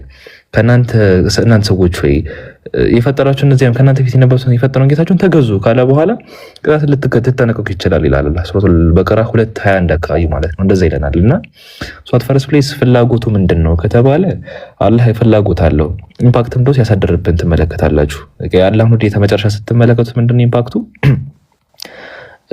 ኢምፓክት ያሳድርባችኋል። ዳት ሚንስ እንድትፈሩ ነገሮችን እንድትፈሩ አላህን በመገታት ውስጥ በመሆን ውስጥ እናንተ ቅጣት የሚባለው ነገር እንድትርቁና ላይክ አላህ እንዲመነዳችሁ የውመል ቂያማ ለእናንተ መልካም ነገር እንዲያገኛችሁ አላህ የሚፈልገው ራሱ እሱን ነው። ቅጣትን ልትጠነቀቁ ይከጀላልና ይላል። ቶላል የሚከጀለው እሱ የሚፈልገው ነገር ያንን ነው። ቅጣት መጠንቀቅህን ነው፣ በሱ መንገድ ውስጥ መሆንህን ነው። የሱ ፍላጎት ያ ነው። በዛው ልክ ደግሞ ከመጥፎ ነገር ሲያስጠነቅቅም ትመለከታለህ።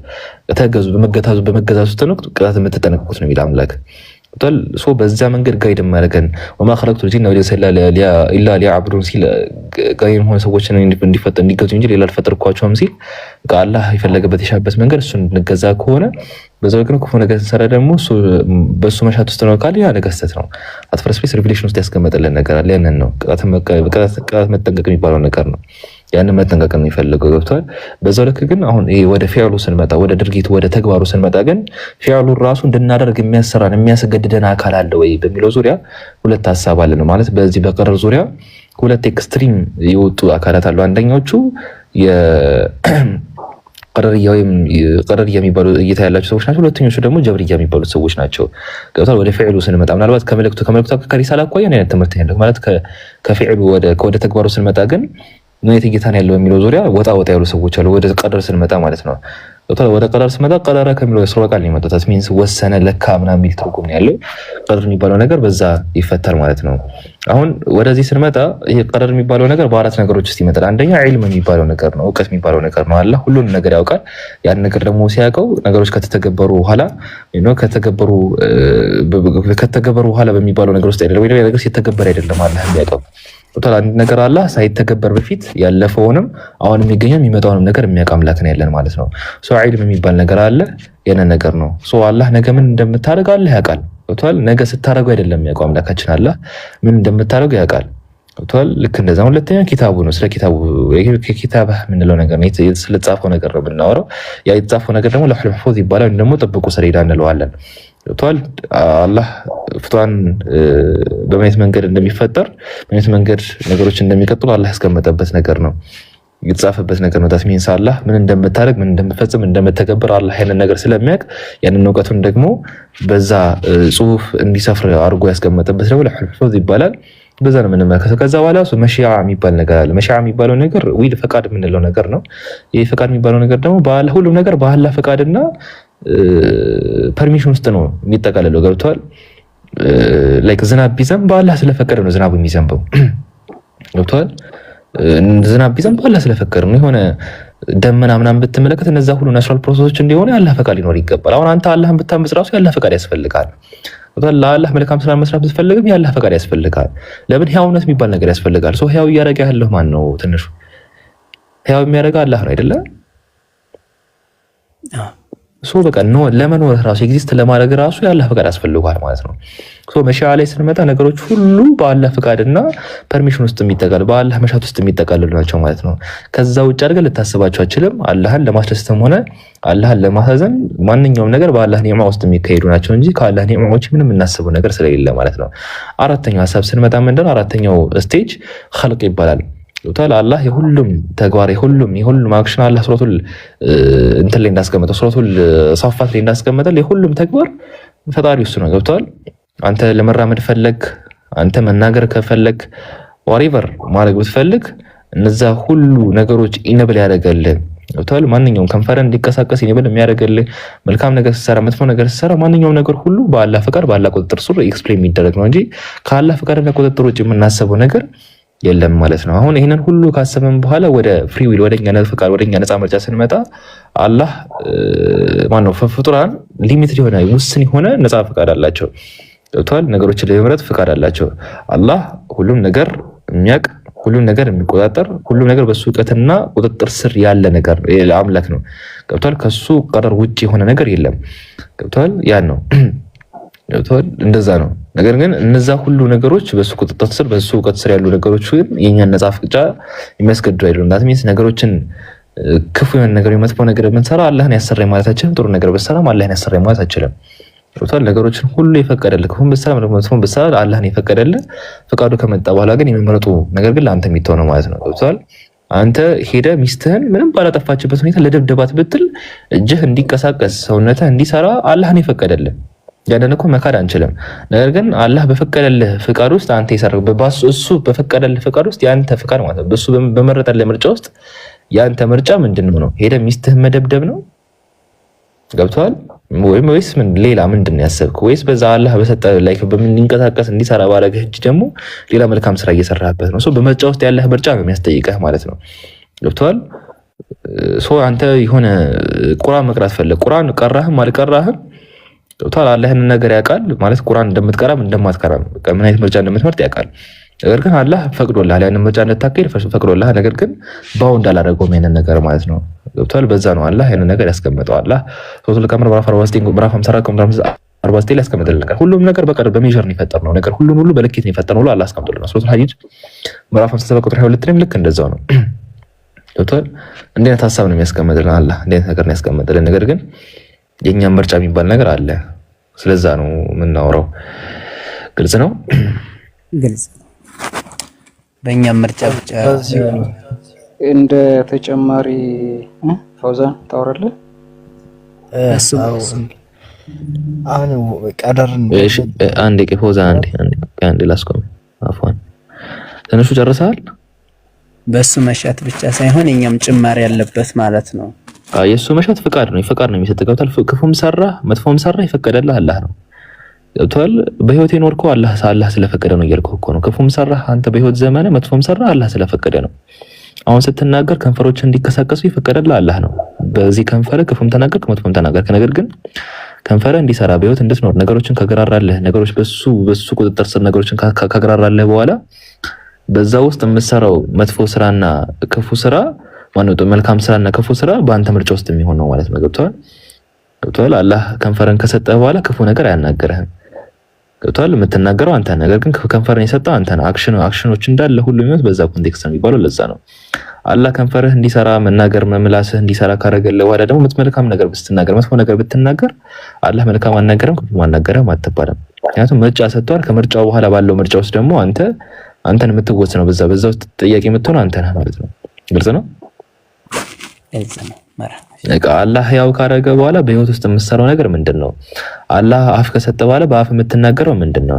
አላህ ጭንቅላት ከሰጠ በኋላ በጭንቅላት የምታስበው ምንድነው? አላህ ጆሮ ከሰጠ በኋላ ሰሚ ጆሮ ከሰጠ በኋላ በጆሮ ምንድነው የምትሰማው? አላህ አይን ከሰጠ በኋላ በአይነ ምንድነው የምታየው ነው ፖይንቱ ማለት ነው። ፖይንቱ በዛ ነው ኤክስፕሌን የሚደረገው። ሪስፖንሲቢሊቲ አለ። ገብቷል? አላህ አይን ከሰጠህ በኋላ በአይነ ምን አየህ ነው። በአይነ ምን እንደምታይ አላህ ስለሚያውቅ አጻፈው። አላህ ጆሮ ከሰጠህ በኋላ በጆሮህ ምን ሰማህ ነው። በጆሮ ምን እንደሰማህ ወይም ደግሞ ምን እንደምትሰማ አላህ አጽፎታል ነው። ምክንያቱም ቀድሞ ስለሚያውቅ። አላህ ጭንቅላት ከሰጠ በኋላ በጭንቅላት ምን አገናዘብክ ምን አብሰለሰልክ ነው። ጭንቅላት ከሰጠ በኋላ በምን እንትን እንደምትለው በምን እንደምታሰረው ምን እንደምታስብ አላህ ስለሚያውቅ ያንን ቀድሞ አጽፎታል። ነገር ግን ስለምታደርገው ነው እንጂ እንድታደርገው አይደለም ማለት ነው። ገብቶሃል? መርሐባ በቃሽ። ኢብሮ ሐሳብ ስጥ እስቲ። ኢብሮ ሐሳብ መስጠት አለበት። ጀዛከላ ኸይር። በደንብ ነው በአሁኑ በደንብ ክሊር ሆኖለታል ብዬ አስባለሁ። ምንድነው መሰለህ ትንሹ ይሄኛው ማለት ነው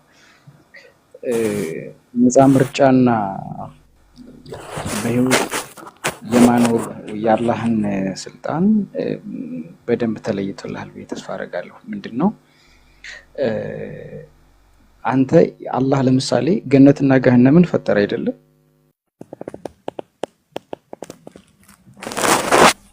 አላህ ገነትና ገሃነምን እንደፈጠረ ታውቃለህ አይደል? አዎ። ኦኬ። ለኛ የትኛው ለእናንተ የተሻለ ነው ብሎ ለኛ የትኛውን ህይወት ነው መረጠልን? የገነቱን ወይስ የገሃነሙን? የገነቱን። አላህ የሚመርጥልን እሱ ነው አይደለ? አዎ። ኦኬ።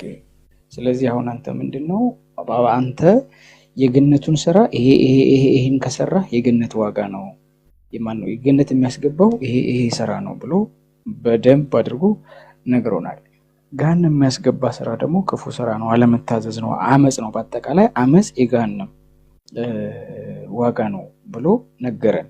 ከዚህ በኋላ አንተ እዚህ ምድር ላይ አንተን አላህ የማኖር ስልጣኑ አቅሙም ስላለው እሱ የሱ ስራ ነው። ያንተ ስራ ደግሞ የትኛውን ስራ ነው የምትሰራው ነው። ከዛ የትኛውን ዋጋ ነው የምትፈልገው? የገነቱን ዋጋ ነው የምትፈልገው ወይንስ የገሃነሙን ዋጋ ነው የምትፈልገው? የትኛውን ትመርጣለህ? የገነቱን። አዎ። ስለዚህ አሁን ያንተ ምርጫ ገነት የሚያስገባውን ነገር የገነቱን ዋጋ የሚያስገኘውን ዋጋ ትሰራለህ ማለት ነው።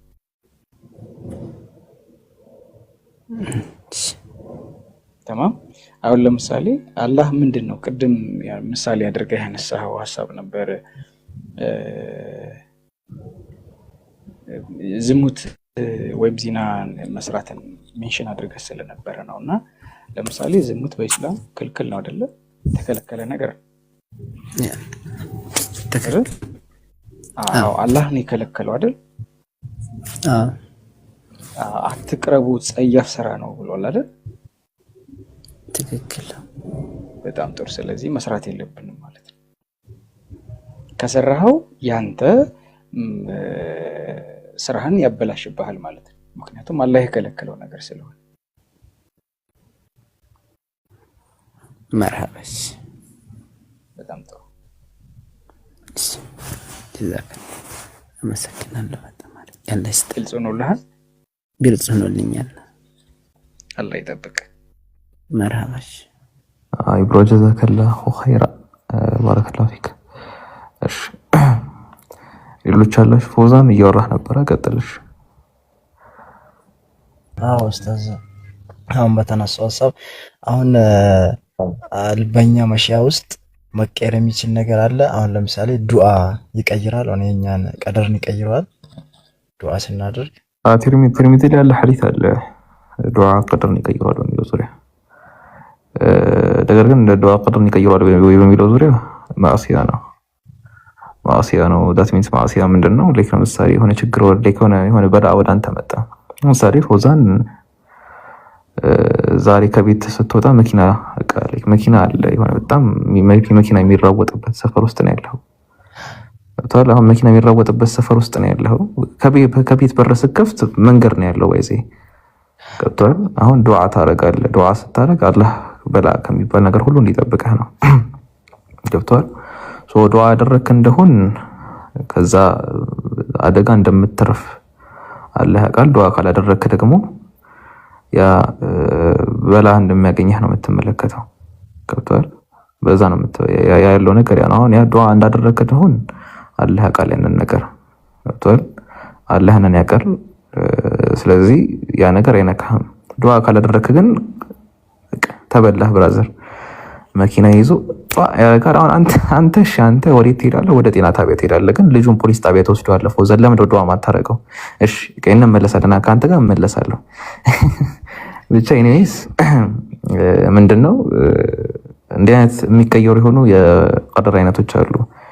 ገብቷል። እንዲህ አይነት የቀደር አይነቶች አሉ። ዳት ሚንስ ዱዓ ማድረግ አለብህ። ላይክ ዱዓ ካረክ ግን ያንን ነገር የሚቀይረው ማለት ነው። ነገር በአላህ ዒልም ውስጥ አለ። አላህ አንድ ነገር ካደረግነው በኋላ ምን እንደሚፈጠር ብቻ አይደለም፣ ባናደረገው ደግሞ ልክ እንደዛው ነው። ባናደረገው ራሱ ምን ሀፕን እንደሚያደርግም ጭምር አላህ ያውቃል። ገብቷል። አንድ ነገር ብታረገው ባታረገው ምን ሊፈጠር እንደሚችል አላህ ያውቃል። ገብቷል። አሁን በዱዓ ይቀየራሉ ምንላቸው ቅሮች ዋን ኦፍ ደም ነው። ዱዓ ብታረግ እንዲሆናል፣ ዱዓ ባታረግ እንዲሆናል ምንላቸው ነገሮች በዛ ነው የሚታየው። ትርሚዚ ያለ ሐዲስ በዛ ነው ኤክስፕሌን የሚደረገው። ካለው እውቀት ጋር ተያይዞ ግልጽ ነው። ግልጽ ነው። እና አሁን አላህ Subhanahu Wa Ta'ala እኛ የምናደርገውን ነገር መጀመሪያ ስለሚያውቅ እስከምንሞት ድረስ የምናደርገውን በእያንዳንዱ ሰከንድ በእያንዳንዱ ሰዓት የምናደርገውን ነገር አውቆ ነው የጻፈው። ግን በእኛ መሽያ ውስጥ ሆኖ ማለት ነው።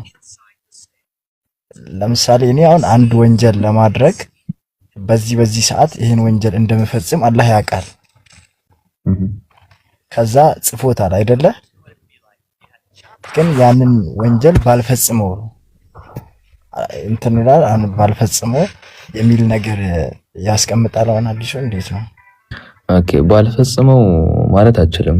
ላይክ አላህ የሚያውቀው የምትፈጽመውን ነገር ነው። ዳት ሚንስ ባትፈጽመው የሚደረገውን ነገር ያውቃል ከተባለ አዎ፣ ግን የተጻፈው የምትፈጽመውን ነገር ነው። እሱ የተጻፈው ነገር አይፈጸምም ማለት አችልም። ዳት ሚንስ ምርጫው አለ። ግን አላህ ቀድሞ እውቀት ነው ያለው። ያ ቀድሞ እውቀት አንተን አያስገድድህም ነው ዋናው። ለኔ የሚገባው ነገር ነው አላህ ቀድሞ ማወቁ በአንተ ምርጫ ውስጥ የሚፈጥረው ምንም ነገር የለም። ቶታል ፍጹም በሆነ እውቀቱ አንተ ቀድሞ ማወቁ ያንን ነገር ምን ይፈጽመው ነገር የለም። አሁን ወደ ዱዓ ስንመጣ ዱዓ ሰፕሊኬሽን የምንለው ነገር የአላህን ውሳኔ ዲቫይን ዲክሪውን ይቀይሯል ከተባለ አላህ የሁሉም ነገር እውቀት አለው እንደነገርኩ። ከዛ በኋላ በዛ እውቀት ውስጥ ደግሞ ሁሉም ነገር በልኬቱ አስቀምጦታል ነው እና አሁን ምንድነው የተቀመጠው ነገር አላህ በዛው ልክ ደግሞ ያስቀመጠው ነገር አለ። ያስቀመጠው ነገር ምንድነው? አውትካሙ የሚቀየር ነገር አለ። ዳት ሚንስ ላይክ ዱዓን ወሰድን ልክ እንደዛ ነው። የሚጋጭ ነገር የለውም። አላህ አንድ ዲፎልት የሆነ ፕላን ያስቀመጠው አንድ ላይክ የጻፈው ልክ እንደዛ ነው። ገብቷል። ልክ እንደዛ ሁሉ ደግሞ ኤክሰፕሽን ይኖረዋል ነው። የሆነ ኤክሰፕሽን አለ። ኤክሰፕሽን ምንድነው? ዱዓ ለሚያደርጉት አካላት ነው። ገብቷል። እነዚህ አካላት ዱዓ ቢያደርጉ ምን ይፈጠርባቸዋል፣ ዱዓ ባያደርጉ ምን ይፈጠርባቸዋል በሚለው ዲፎልት የሆኑ ፕላኖች አሉ ማለት ነው።